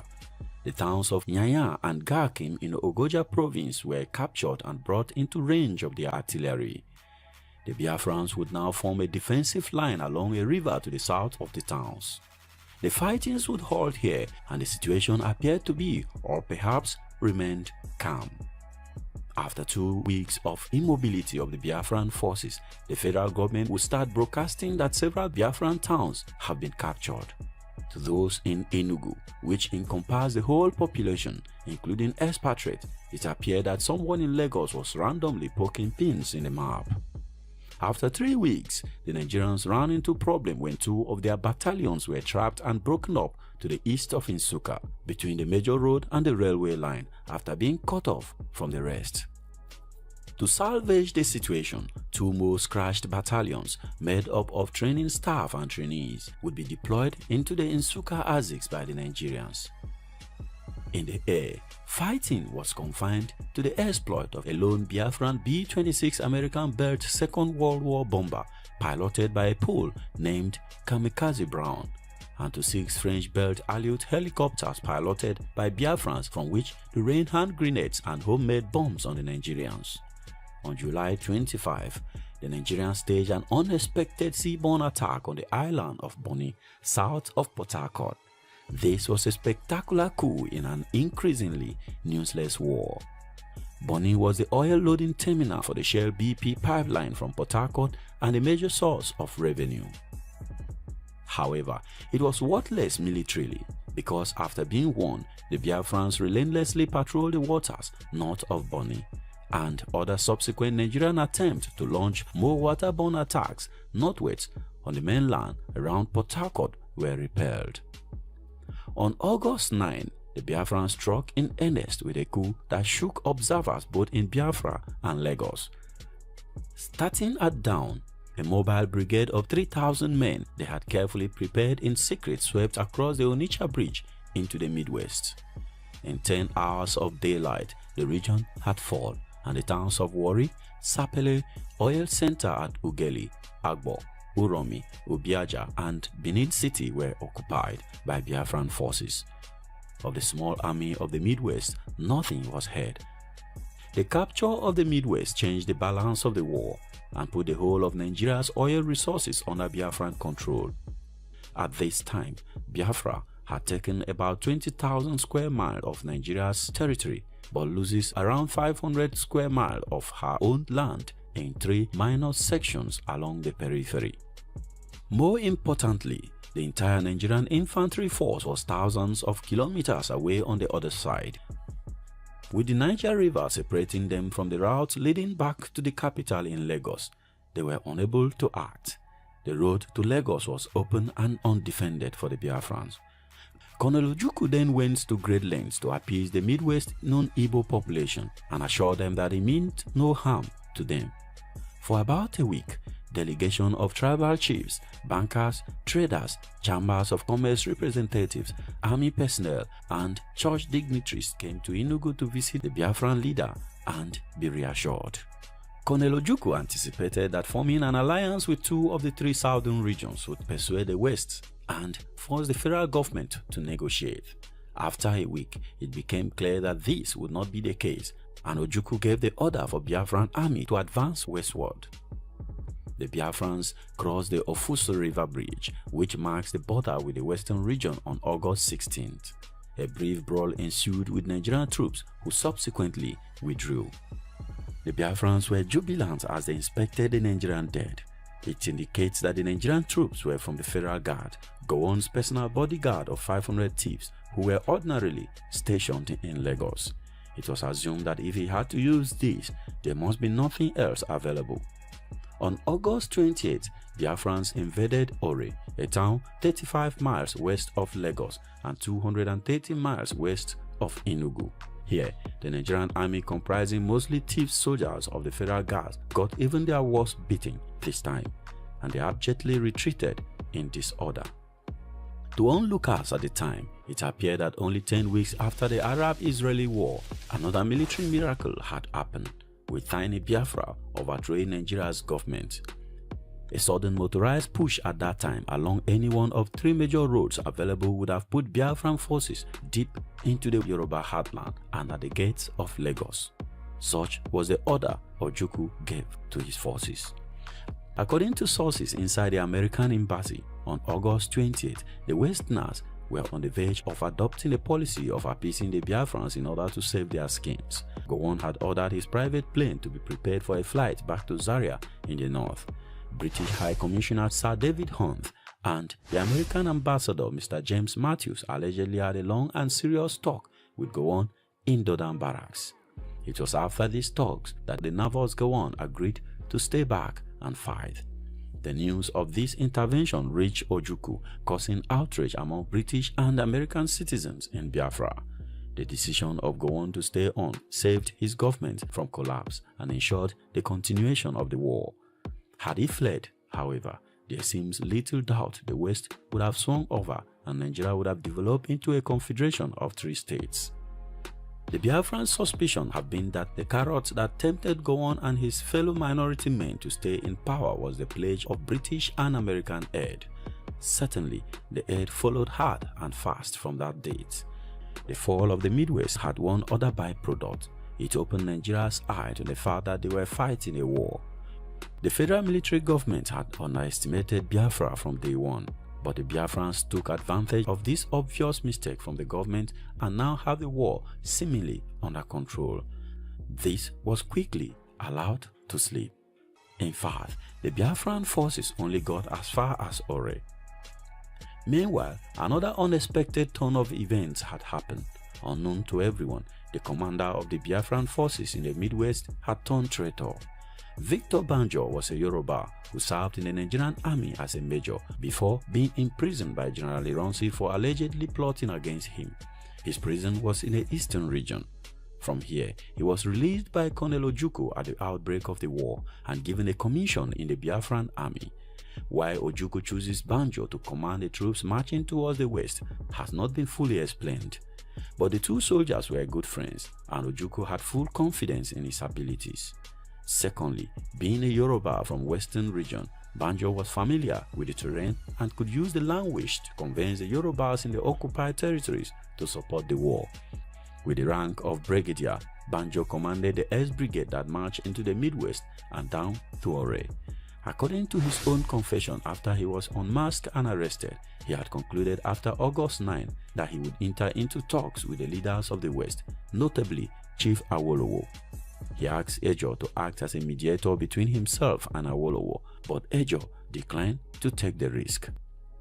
According to Banjo, he would later relay messages using the sideband radio of British Deputy High Commission in Benin. A British official communicated these messages in German to another official in the High Commission in Lagos. The message was passed on to Chief Awolowo. The plot Banjo revealed was typically Yoruba in its complexity.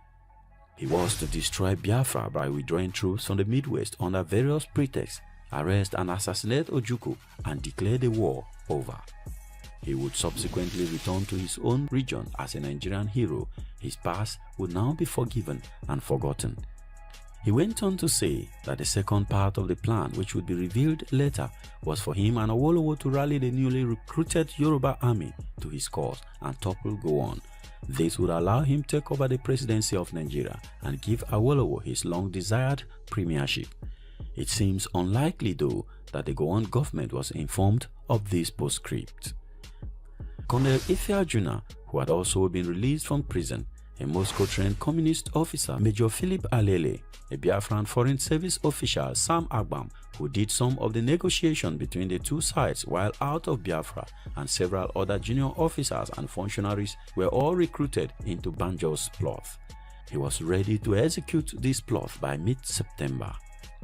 Despite being frustrated by the lack of action in the West, Colonel Ojukwu continued to believe Banjo and accept his claims of administrative issues, manpower shortages, lack of firearms and ammunition, and so on. True, the Nigerians had grown stronger in the 3 weeks that has passed. The Nigerians had formed 2 fresh brigades through a hasty 1-week recruitment campaign that brought into uniform diverse elements such as college students and prison inmates. This was the 2nd division that was commanded by Colonel Moritala Mohammed. The division fought back from the western region. As late as the first week of September, the deployment of swift motorized column could have put the Biafrans in a commanding position in the western region. But on September 12, Banjo gave orders to withdraw from Benin City without firing a shot. He was not authorized to do so. Mohammed didn't arrive in Benin until September 21st. Banjo also issued orders to withdraw from Warri, Sapele, Auji, Igweben, and other strategic locations. The Biafran subordinate officers were surprised and confused, but they did as they were told. Simultaneously, Biafran defenses south of Nsukka crumbled, and the federal forces advanced many miles down the road to Enugu, 45 miles south of Nsukka. At this point, Banjo decided to attack Ojukwu directly. In the Midwest, he met with Ife-Ajuna and Alele to finalize the plans for the assassination, which was to take place on September 19, coinciding with Banjo's presence in Enugu, where he had been asked to explain what he was doing in Midwest. None of the 3 seemed to realize that time had run out. Surprisingly, they had told several other officers and civilians about the plans, without first checking to see if they would remain faithful to Ojukwu. In fact, most of them did, but some had already gone to meet him with the details of the plot. It took a lot of persuasion to convince him, but the facts were beginning to speak for themselves. Ifeajuna and Alele were each summoned to State House, where Ojukwu met them and ordered their arrest. Banjo was summoned as well, but he arrived with a strong escort of men who he wanted to bring into the premises. He was convinced that they could remain at the entrance until he returned, while he went in alone but armed. He agreed. Colonel Ojukwu's police ADC, a clever young inspector, went out to the guard post with a bottle of gin while he was waiting in the anteroom. He offered them to come to his place nearby to enjoy some more after passing it around. They all agreed and marched off. Watchers inside State House observed their departure and then swung their automatic weapons at Banjo. He was disarmed before being led to see the Biafran leader. It was 6 hours to the time Colonel Ojukwu should have been assassinated, being close to midnight on September 18. The army became traumatized and demoralized. Even though the ordinary soldier remained loyal to Ojukwu, the entire officer corps was discredited. Although torn by his friendship with Banjo and a relation by marriage to Alele, Ojukwu had to set an example to avoid a repeat of this kind of plot. The four ringleaders were tried by special tribunal, sentenced to death for high treason, and executed by firing squad on September 22, 1967. The exact degree of complicity of some of the British officials in Nigeria remained a matter of speculation in Biafra. In his confession though, Banjo implicated the British Deputy High Commission in Benin and the High Commission in Lagos as having been his liaison men with Awolowo and Gowon. Correspondents in Lagos later remarked they had noticed a sudden buoyancy among British officials in the middle of September, a confident assurance that it will all be over in a few days. This was in stark contrast to the near panic of 20th August and a prophecy hardly merited by the military situation. But after the attempted coup against Ojukwu, things actually changed. The damage in Biafra was enormous. We will look at what happened from now on in our subsequent video. You will be doing us a massive favor by liking this video so that more people can see it. Subscribe if you have not done so, and I will see you in the next video. Thank you very much for watching. Peace. The progress of the federal troops towards Asaba could be measured by the approaching sound of heavy guns and the rattling machine gunfire. Eyewitness account described 24 hours of ferocious shelling during which Asaba suffered its first casualties.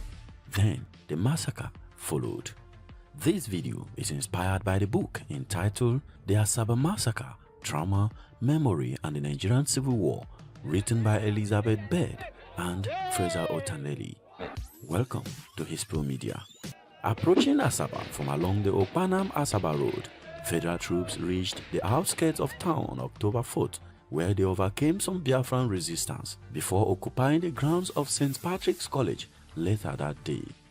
This was the 2nd Division of the Nigerian Army led by Colonel Morotala Mohammed and Major Ibrahim Taiwo. At this point, many of the residents had fled into the nearby bush. Hundreds of people, including some who had first fled to the bush, men, women and children, gathered at the square wearing white attires signifying surrender and singing One Nigeria, and also some bearing gifts for the soldiers. Since there was a lot of anxiety, some refused to take part. Both traditional criers using guns and trucks equipped with loudspeakers were reportedly calling on everyone to join. The chief information officer from Benin City, an Asaba man named Frederick Conway, was aboard one of these vans. Since he was well known, the sight of him allayed the fears of many residents who then came out in their numbers. Others were ordered to take part after being pulled from their homes by soldiers. Celestina Ezishe was a college student who returned home to Asaba at the instance of northern pogrom and the threats of war. Her father resided on one of Asaba's most beautiful estates at the time, which was made of a large brick house and a number of outbuildings. The family, which consisted of her parents, younger brother Osi, sisters and an older brother Emmanuel, together with his wife and little child, had felt generally secured back in their home. Her father was a powerful man and the family had recently celebrated her brother Patrick's ordination as a Catholic priest. They were now hiding as shots started to hit their house. Osi and his friend Callistus, both students of St. Patrick's College, hide under beds. However, when the soldiers arrived at their compound, all hell broke loose. Osi and his friend ran out of hiding and were accused of being Biafran soldiers. They were shot one after the other as they approached a gathering of women who were on a forced dance outside the gate of the compound. About 4,000 residents took part and were led by elders from the community. Groups emerging from homes in the 5 Asaba quarters joined those who had congregated by a big tree on the Indebisi Road across from the High Court. St. Patrick's College student Christopher Upaya, who had already witnessed a friend from school die, was waiting anxiously in his home. After some time, the crowd at Indebisi Road started dancing and singing "One Nigeria, One Nigeria, One Nigeria." Along the major Ndebisi Road, the crowd passed the Catholic Church of St. Joseph. Any hope that this act of kindness would calm the troops was immediately dashed. As Empire narrated, federal forces flanked the marchers to prevent them from escaping, and other witnesses claimed they would also select men at random and have them killed in front of the crowd, as they did with Osi Isiche and his friend Callistus. Once the crowd reached the corner of Ogbogonogo and Ogbeke markets, troops separated out women and small children, many of whom were carried into the maternity hospital on Inebisi Road, while the men and boys of around 12 years and above were channeled between 2 rows of soldiers down the side road that led to the square at Ogbeosoa, a village in the Asaba quarter of Ugbomanta. Eyewitness narrate how Paul Obebo, a federal soldier, tried to intervene. He said, "I was coming on my jeep and I saw a boy being taken away to be shot, and the mother held him by the waist, and then I came out and asked for this nonsense to be stopped, and when they refused, I cocked my gun, said, 'Don't do it or I will kill you.' I managed to save some lives there." However, things were now out of control. Obebo reported that he left the scene to join his own troops who were camped on the outskirts of town. At this point, witnesses describe how mothers were attempting to protect their young sons by wearing them skates and gloves so that they could look like girls. Their effort yielded little or no result as the men and boys were led away to the open field nearby. Here, one account reported that the federal troops divided the men into groups of 10 and shot them. Apparently, tired of killing their victims this way, they readied a truck-mounted machine gun and started shooting at the crowd of men. One survivor narrates as follows: "When we got there, they said we should now stop. As we stopped there, they now surrounded us, sat us down, they start whipping us. The next thing we saw, the officer spoke in Hausa. I was born in the north, so I heard what he said. He said they should take us 10 by 10 and start firing us. I said we are finished. Some people say they are just trying to threaten us. That officer now picked out somebody from the meet, shot him, picked out another, shot him. Then people were praying, 'Father, forgive them, they don't know what they did.'" Another witness narrates as follows: 20 of our men were selected and lined up in front of us and told as follows: "Today I be your God, me first, God second. God gave you life, me I go take am. 2 minutes time, you go die." 2 minutes afterwards, these 20 men were shot. Another 20 were picked up and the same ritual followed. 15-year-old Ife Uriah, who had joined the parade with his father and 3 elder brothers, Paul, Emmanuel, and Medua, described what happened. "Some people broke loose and tried to run away. My brother was holding me by the hand. He released me and pushed me further into the crowd. They shot my brother in the back. He fell down and I saw blood coming out of his body. And then the rest of us just fell down on top of each other. And they continued shooting and shooting and shooting. I don't know how long it took. After some time, there was silence. I stood up. My body was covered in blood, but I knew that I was safe. My father was lying not far away. His eyes were open, but he was dead." Exactly how many died in this single incident is unclear. Around 700 to 800 seems likely, in addition to many who had died in the previous days. Sporadic shooting continued for hours until darkness caused the soldiers to disperse. Survivors, including Ife Uriah, lay still under the heap of bodies for a long time before feeling it was safe to wriggle out and run into the nearby bush. Ifi Uriah and his cousin could later run to their grandmother's house where they found his sisters and 3 younger brothers. He told them their father and 3 older brothers were dead. Later he learned that Medua had survived, gravely wounded, and had been carried to the bush by his friend. Community elders Michael Ugo and Leo Okogu were among a large number of the leading age grades to die. With all the men either dead or in hiding, it was left to women and children to attempt to retrieve the bodies of their fathers, brothers, husbands, and other relatives and then drag them back to their compounds for burial. Joseph Unwaje, the boy who had returned with family from Ibadan, had escaped into the bush from the family compound after watching the earlier execution of his uncle, George, a prominent civil servant. When he returned a few days later, he learned of the death of his 2 brothers, aged 12 and 17, in the mass shooting. He narrates as follows. Mom told me that in the evening hours of the 7th of October, she had to go and look for their corpses at the mass place where they were shot.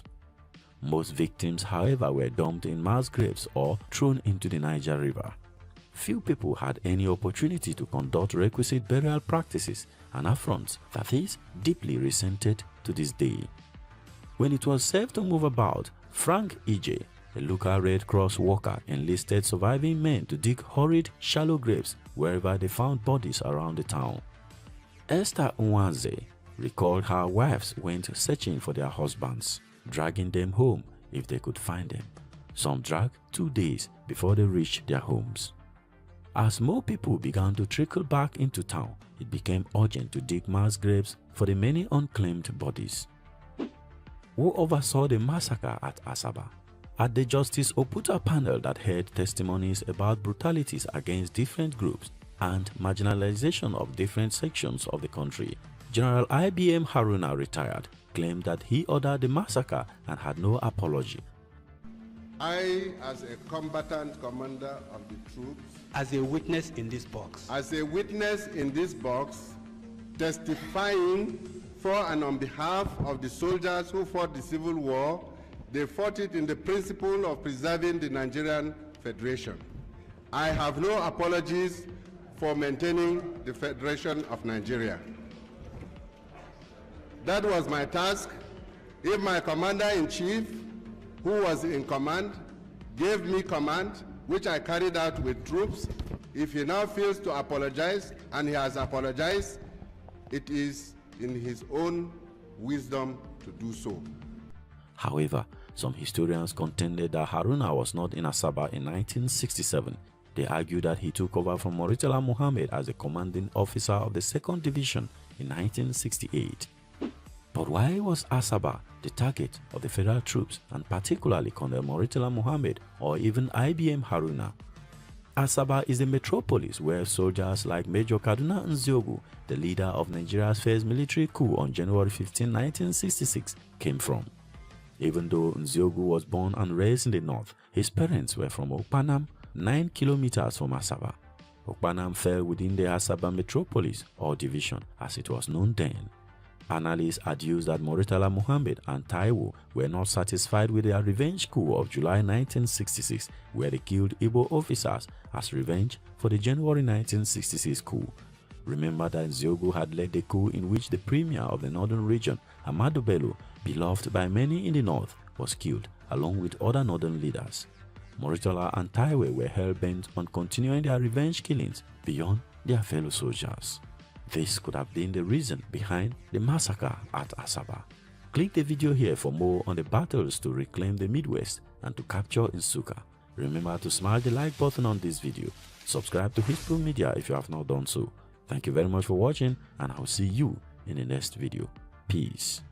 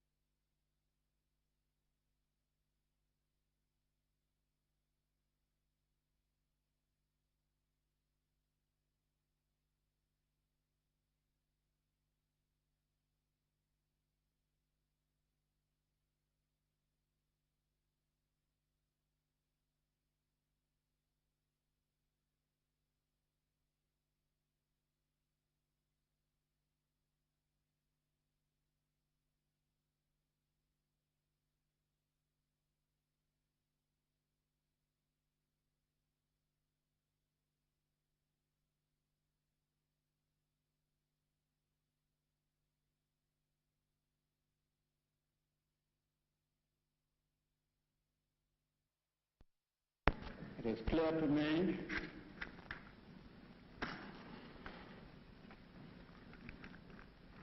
that what my good friend turned bandit Gawan is planning there is purely to get a group of men round the oil terminal and then to shake the managers of the oil companies by the scruff of the neck and demand money. That's all.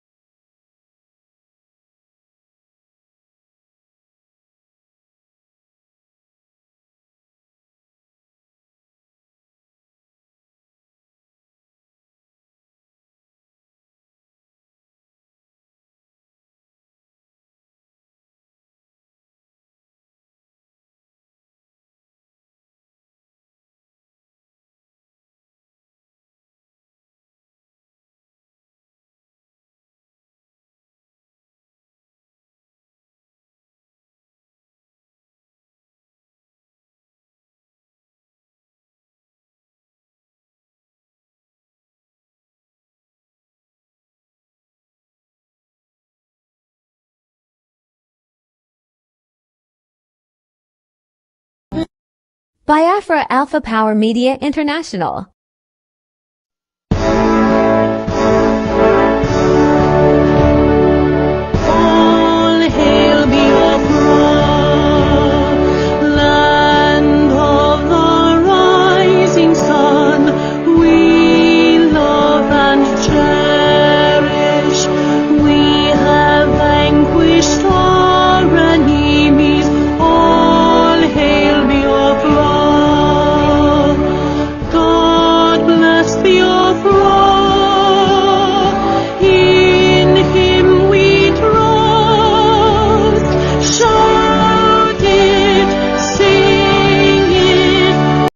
From Biafra's Got Talent, we are letting Biafrans know the reason why we should remember those who gave their life for us.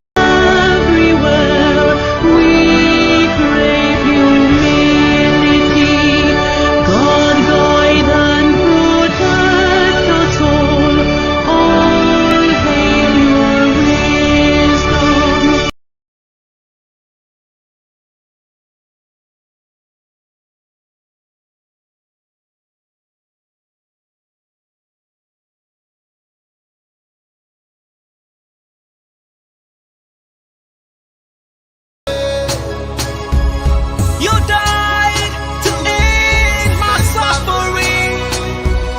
You died fighting for my freedom. Your blood is the seed of redemption.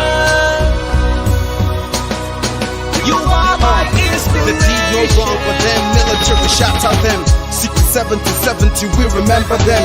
2016, 38 May, memory still lives in our mind till today. Wonder why they refuse to publicize the genocide. The world media turn blind eyes to our plight. It's time to arise, land of the rising sun. Let's rise one more time, let's rise. Yo, we will never forget our fallen heroes. Those who gave their life for us. Onitsha massacre, Ipocha massacre, Aba massacre. We remember you. Alright. Tell them I touched me, oh. Remember when me tell you say I touched me, oh. Yeah, I remember that one that called Asaba. But the way you go, like a papa nuku. Oh, young man, we go me tell you what I look pandi, what pandi samiro. Me tell you what I day. For we just all under us, I tell you what I am. Me never give up. Me tell them I want to promise you something today. We must fight together. No retreat and no surrender. We must hold them down till the end of time. The most important thing is that we will restore Biafra. May your soul rest in peace. And I look up to the sky with tears in my eye. For other Biafrans and for freedom had to die. We will never forget you as the days go by. You are always in my heart. Forever to the heart. They fought for our freedom. They died for our freedom. They fought the Nigerian soldiers in the war front without food, without guns, for our freedom, for our life, for our own good, for our children. We love them, our heroes. We want them. My heart bleeds when I saw them slay. Where will I be now if not them? They will remain indelible in my heart forever, forever, forever, and ever, and ever, and ever. We serve in your plantation, and the way you paid us back with your bloody starvation. We play in our history that the death of my people is a mystery. No going back to get to a victory. I had a voice now call for vengeance. I never get bomb, I'ma blow like a vengeance. Yo, we will never forget our fallen heroes. Those who gave their life for us. Onitsha massacre, Ipocha massacre, Aba massacre. We remember you. Alright. Where will I be now? If not you, you died at Mali.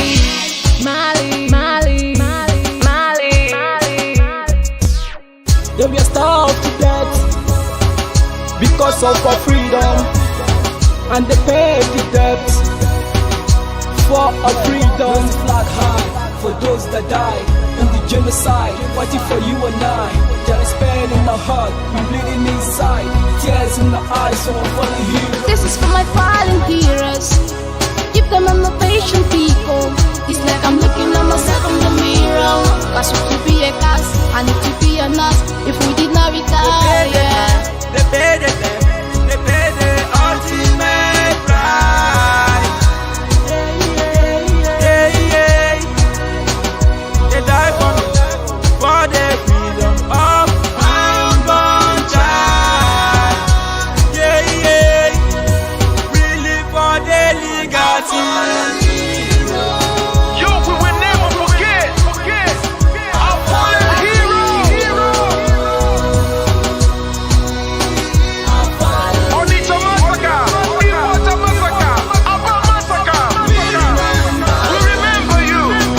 Alright. Yo, we will never forget our fallen heroes.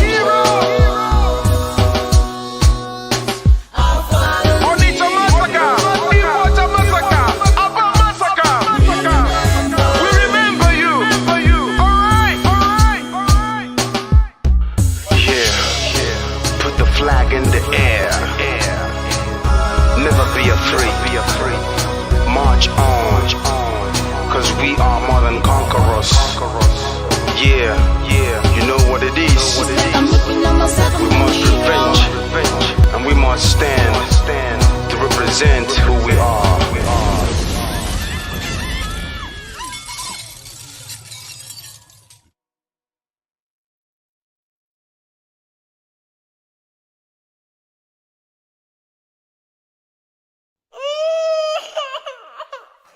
We need peace, we choose freedom. We need peace, we choose freedom.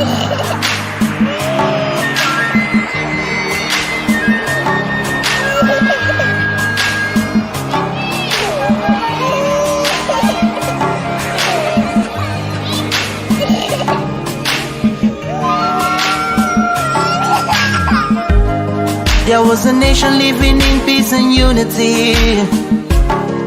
Hey, they are people with love and harmony. Oh, yeah. They saw greatness rise up to its purity.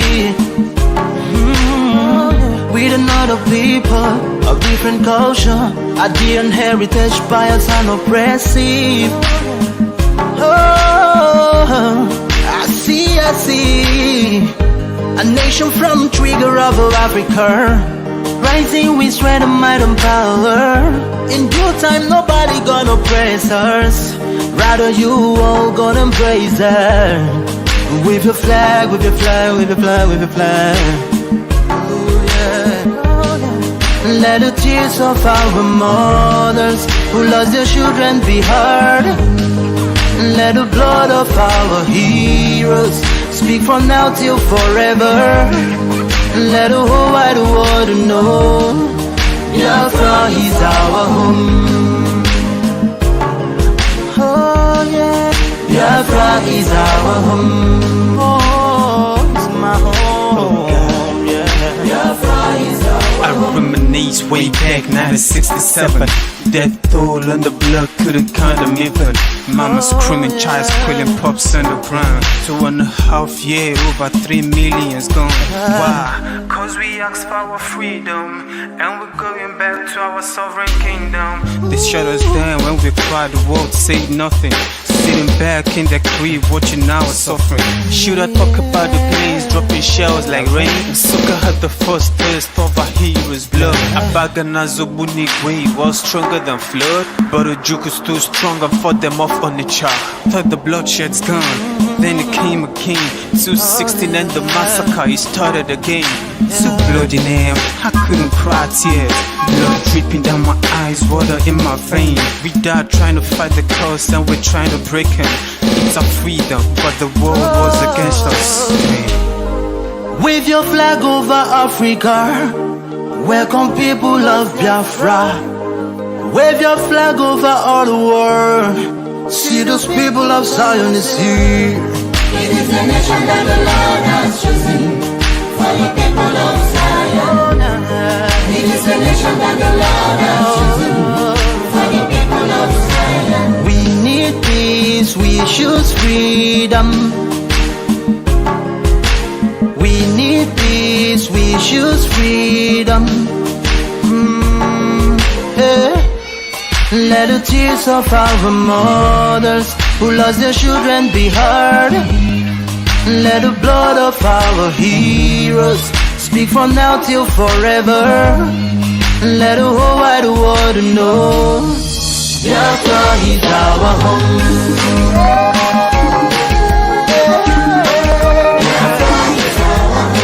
I see the rising sun from Africa. Oh, this is time of victory. Oh, yeah. I see future in Africa. Oh, yeah. People of Biafra. See light shining on the wall. Oh, yeah.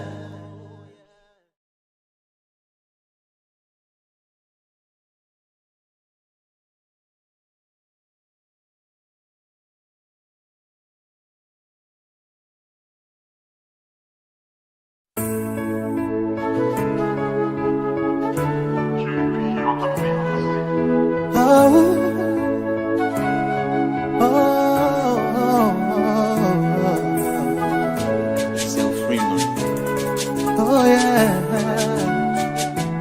There comes a time. The whole wide world will welcome the rising sun.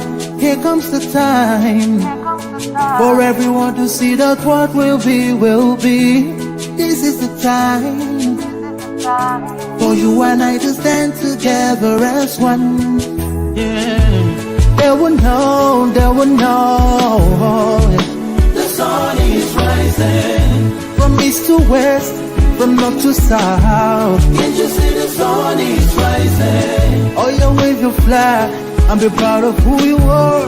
Because the sun is rising. We shining so bright all over the world. We are the sun, we are rising. We spent our lives simply in a mystery. Never gonna trade our freedom with any mystery.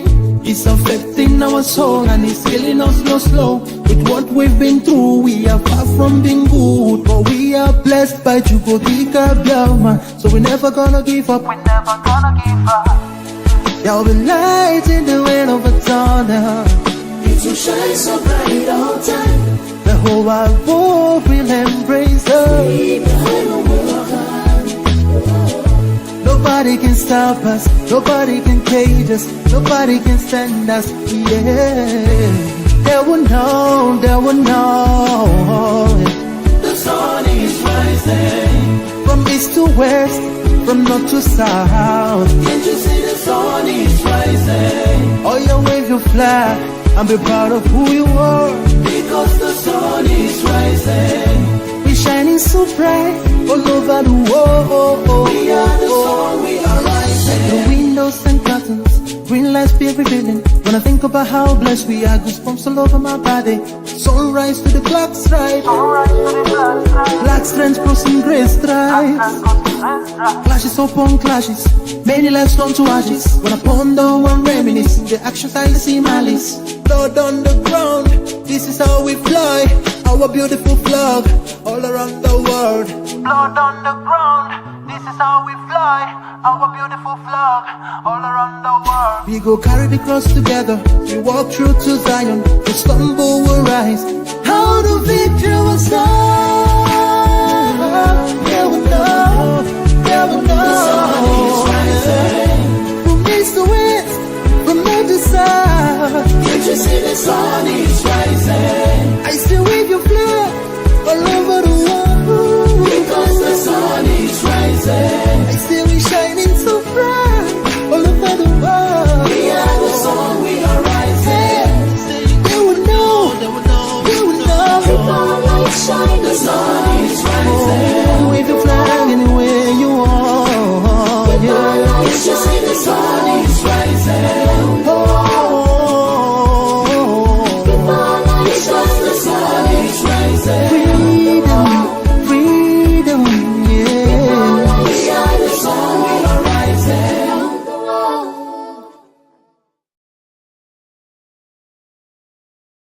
Obodo kenenu Kanu, Nnamdi Kanu, Nnamdi Kanu, Amadike. Kanyi kenebenu Kanu, Nnamdi Kanu, Nnamdi Kanu, Amadike. Amadike Biafra, Nnamdi Kanu, Nnamdi Kanu, Amadike. IKECHUKWU ndilo yo, Nnamdi Kanu, Nnamdi Kanu, Amadike.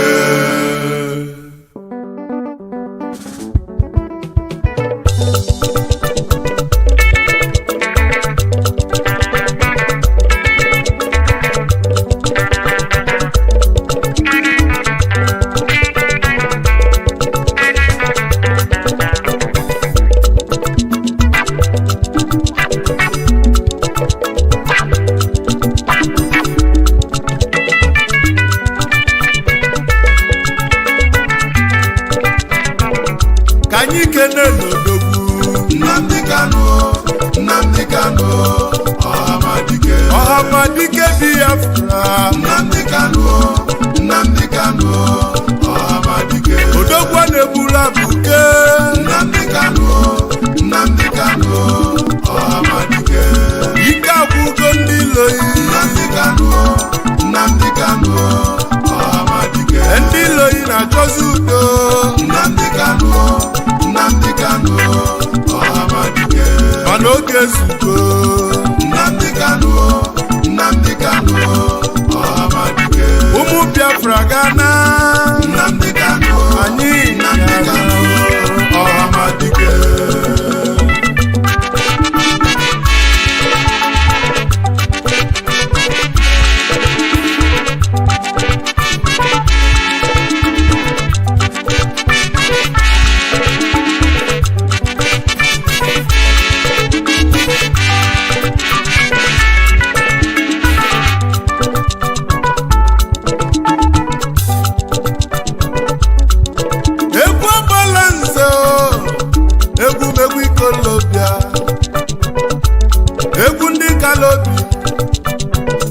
Ikolobia bi n'obodo a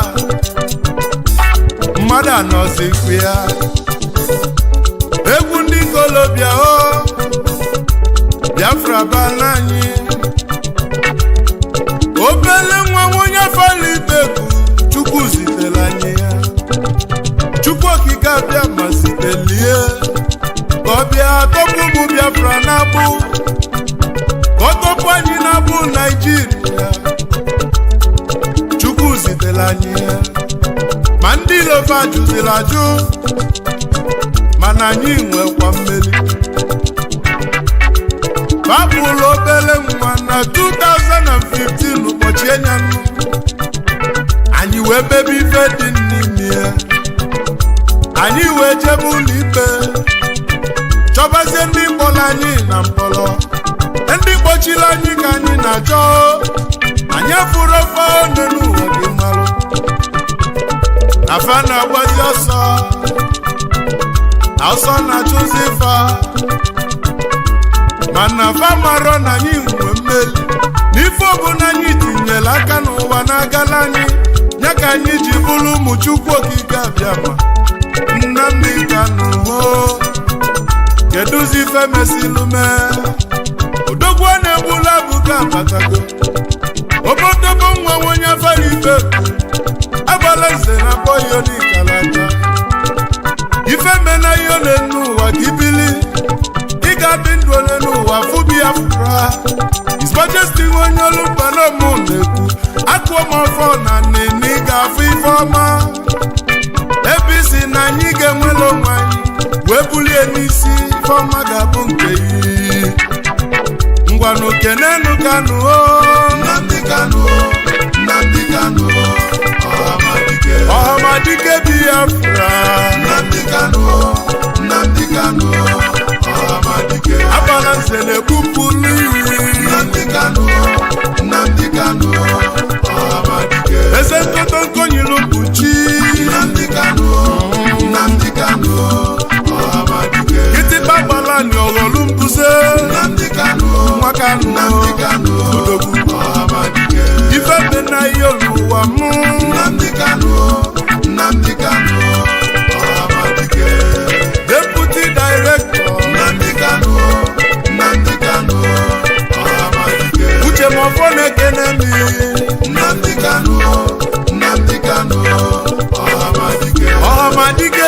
Biafra. Nnamdi Kanu, Nnamdi Kanu, Ọhamadike.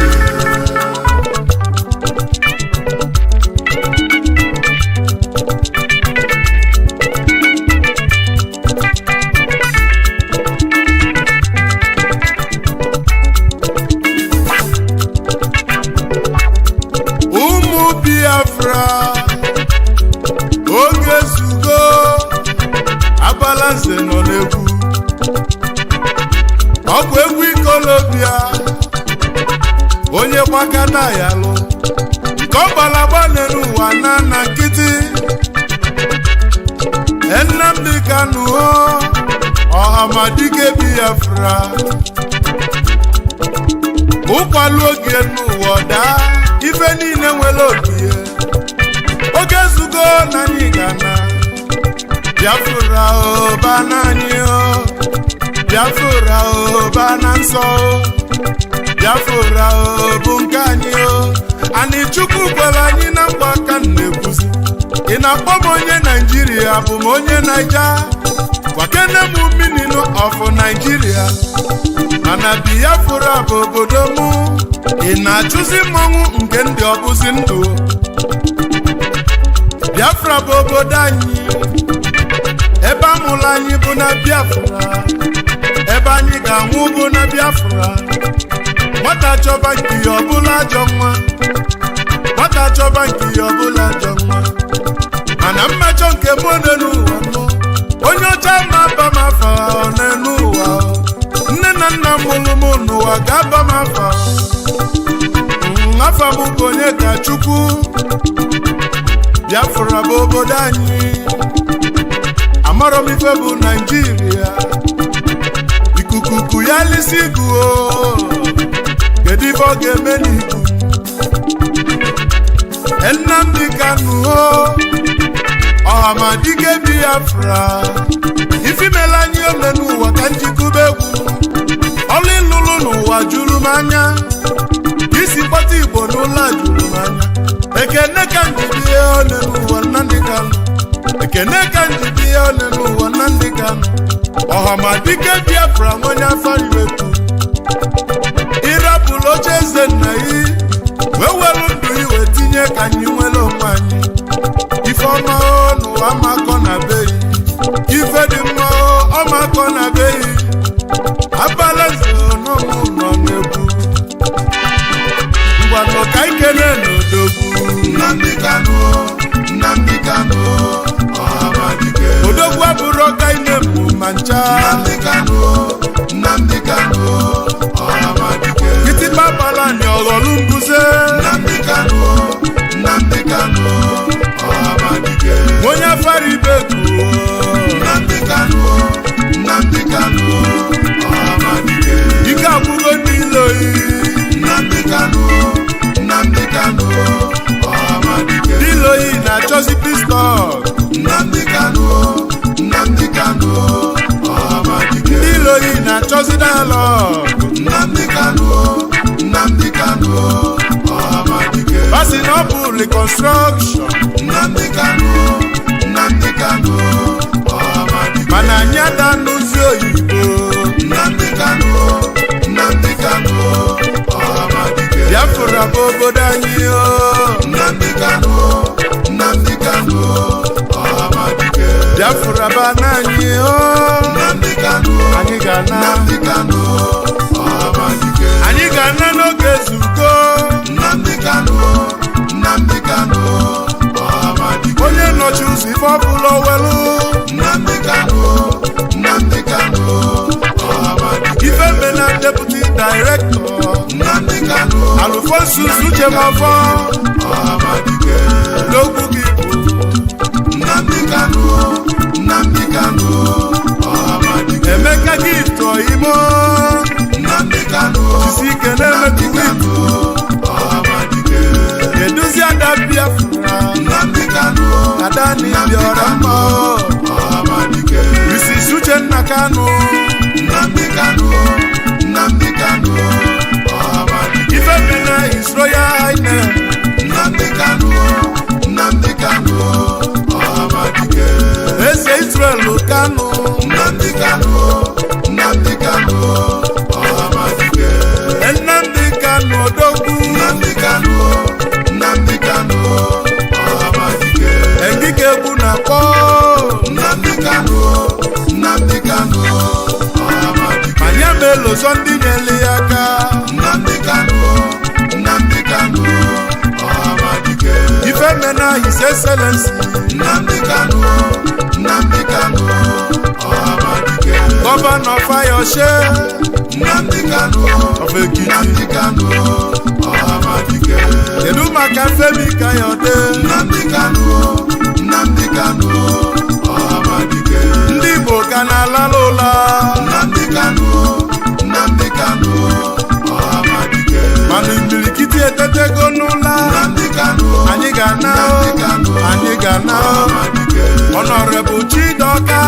Nnamdi Kanu ike obosi ụkwala Ọhamadike udogwu na-ekene mi Nnamdi Kanu mmadụ ga-eji aga o Ọhamadike egwu agbala nze tibego Nnamdi Kanu egwu ikolobịa o ikolobịa nọ n'obodo a Nnamdi Kanu ikolobịa nọkwa n'obodo a Ọhamadike ngwanụ n'oge egwu enuwe Nnamdi Kanu Nnamdi Kanu Ọhamadike Ọhamadike Biafra Nnamdi Kanu Nnamdi Kanu Ọhamadike Ọhamadike Biafra Nnamdi Kanu Nnamdi Kanu Ọhamadike ike akwụgo ndị iloyi Nnamdi Kanu Nnamdi Kanu Ọhamadike ike akwụgo ndị iloyi Nnamdi Kanu Nnamdi Kanu Ọhamadike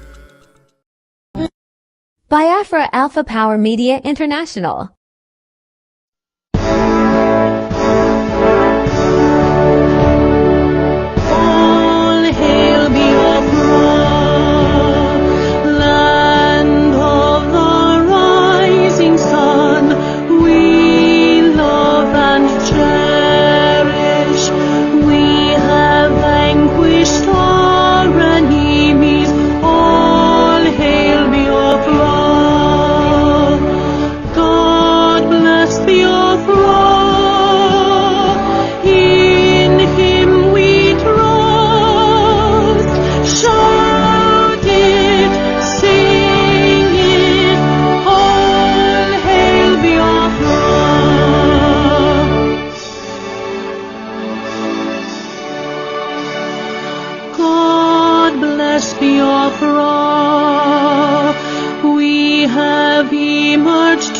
Triumphant from all our foes, through the crucible unscathed we passed victorious, our trumpets pealing the glorious song, play it, sing it, all hail Biafra.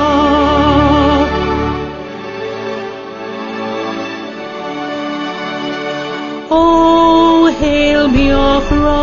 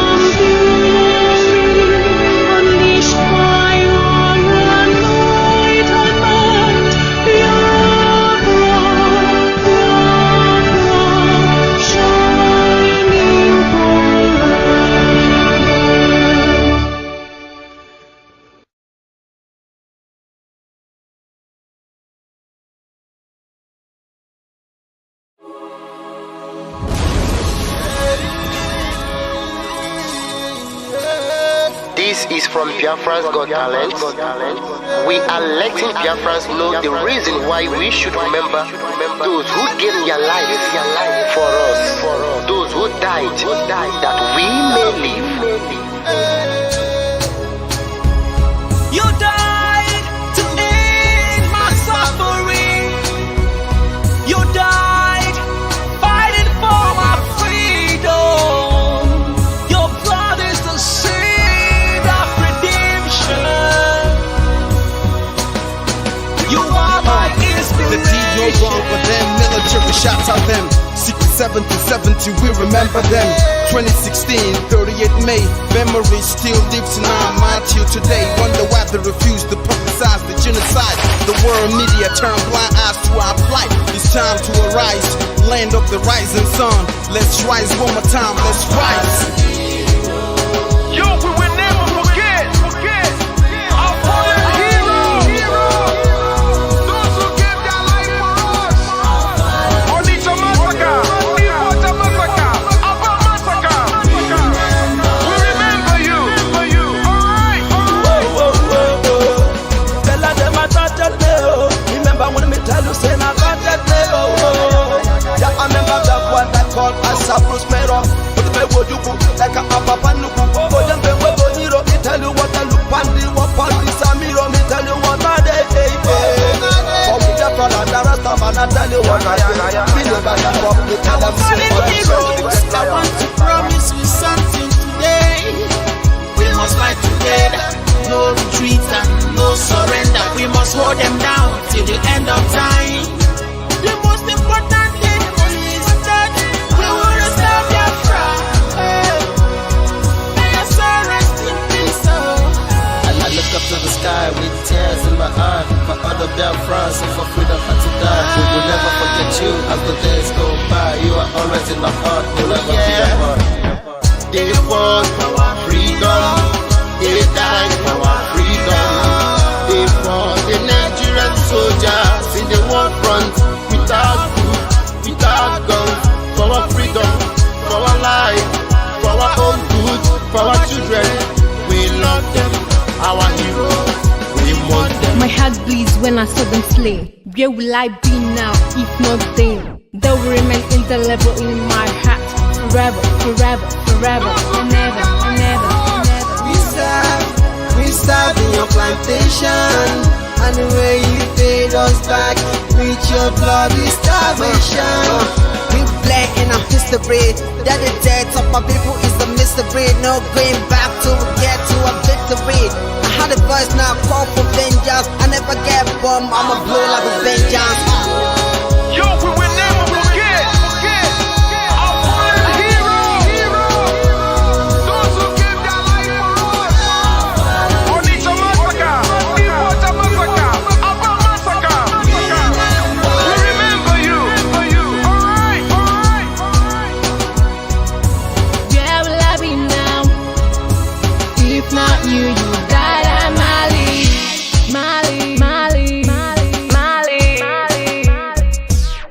Then we are starved to death because of our freedom, and they paid the debt for our freedom. Flag high for those that died in the genocide, fighting for you and I.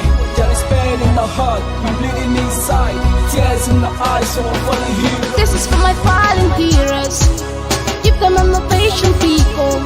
It's like I'm looking at myself in the mirror. Cause we could be a cast, and it could be a us if we did not retire.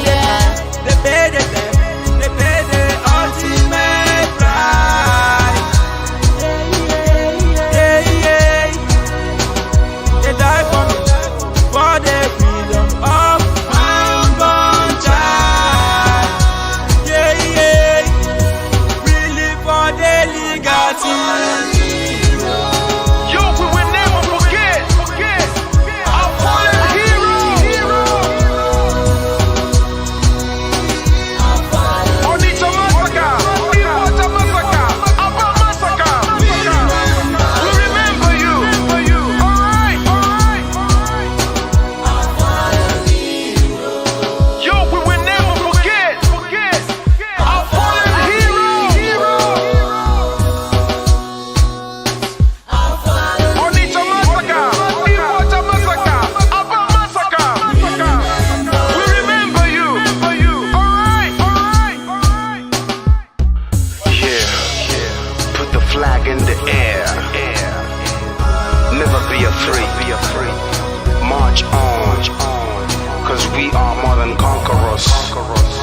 Yeah, you know what it is.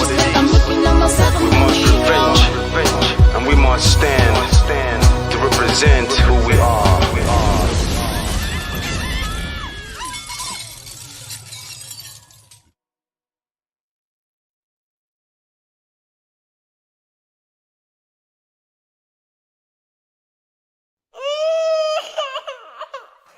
We need peace, we choose freedom. We need peace, we choose freedom.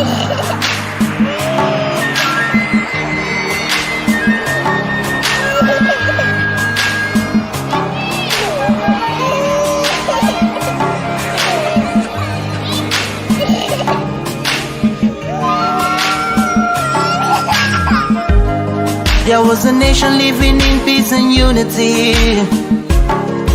Hey, they are people with love and harmony. Oh, yeah.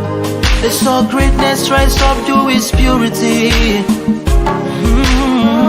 With another people of different culture, a dear heritage, biased and oppressive. Oh, I see. A nation from trigger of Africa, rising with strength and might and power. In due time, nobody gonna praise us. Rather, you all gonna embrace her. With your flag, with your flag, with your flag, with your flag. Oh, yeah. Let the tears of our mothers who lost their children be heard. Let the blood of our heroes speak from now till forever. Let the whole wide world know Biafra is our home. Oh yeah, Biafra is our home. Oh, it's my home. Yeah, Biafra is our home. I reminisce way back 1967. Death toll and the blood couldn't count them even. Mama screaming, child squealing, pops underground. 2.5 years, over 3 million's gone. Why? Cause we asked for our freedom, and we're going back to our sovereign kingdom. They shut us down when we cried, the world said nothing. Sitting back in the crib, watching our suffering. Should I talk about the planes dropping shells like rain? Suka had the first taste of a hero's blood. Abagana Zobuni wave was stronger than flood, but the juke is too strong and fought them off on the chart. Thought the bloodshed's gone, then it came again. 216 and the massacre, it started again. So bloody name, I couldn't cry tears. Blood dripping down my eyes, water in my vein. We died trying to fight the cause and we're trying to break him. It's our freedom, but the world was against us. Wave your flag over Africa.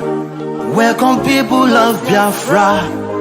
Wave your flag over all the world. See those people of Zion is here.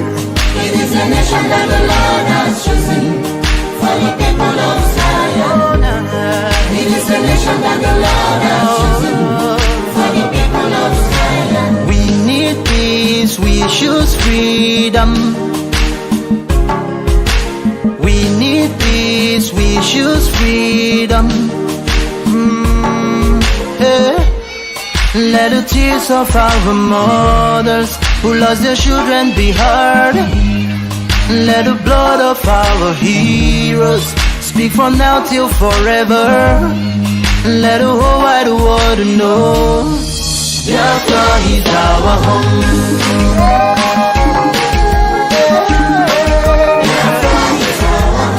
I see the rising sun from Africa. Oh, this is time of victory. Oh, yeah. I see future in Africa. Oh, yeah. People of Biafra. See light shining on the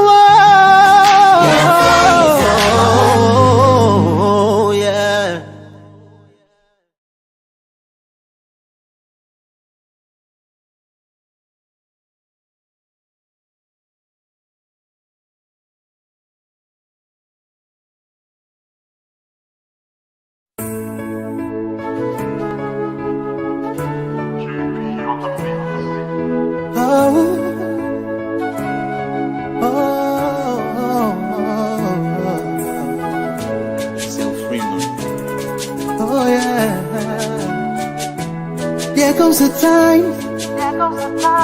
The whole wide world will welcome the rising sun.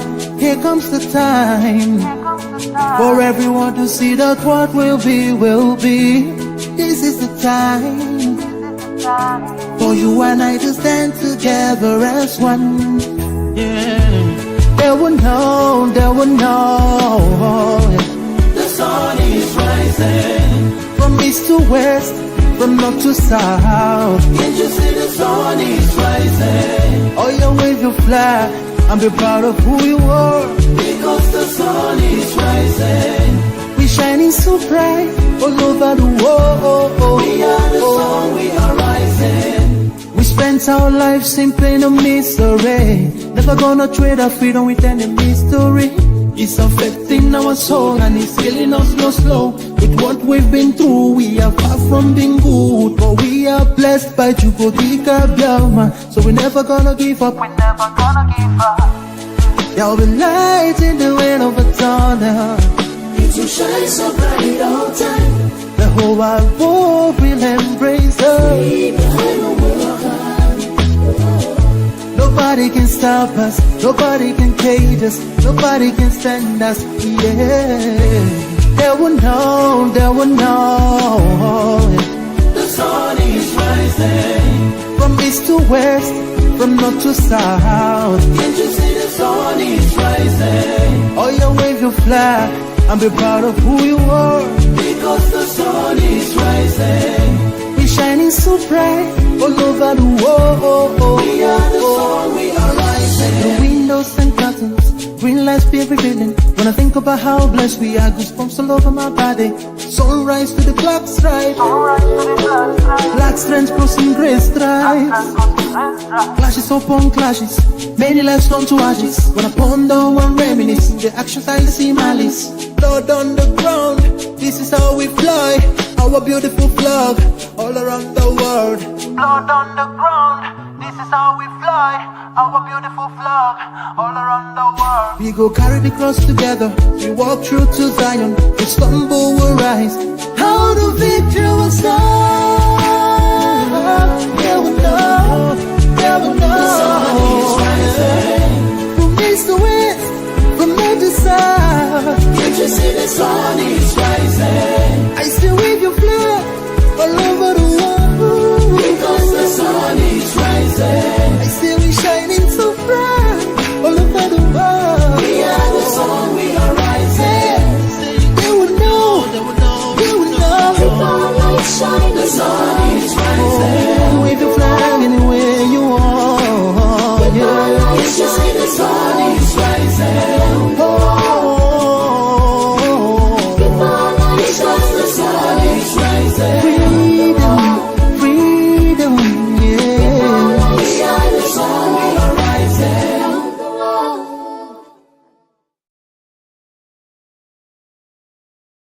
Obodo kenenu Kanu, Nnamdi Kanu.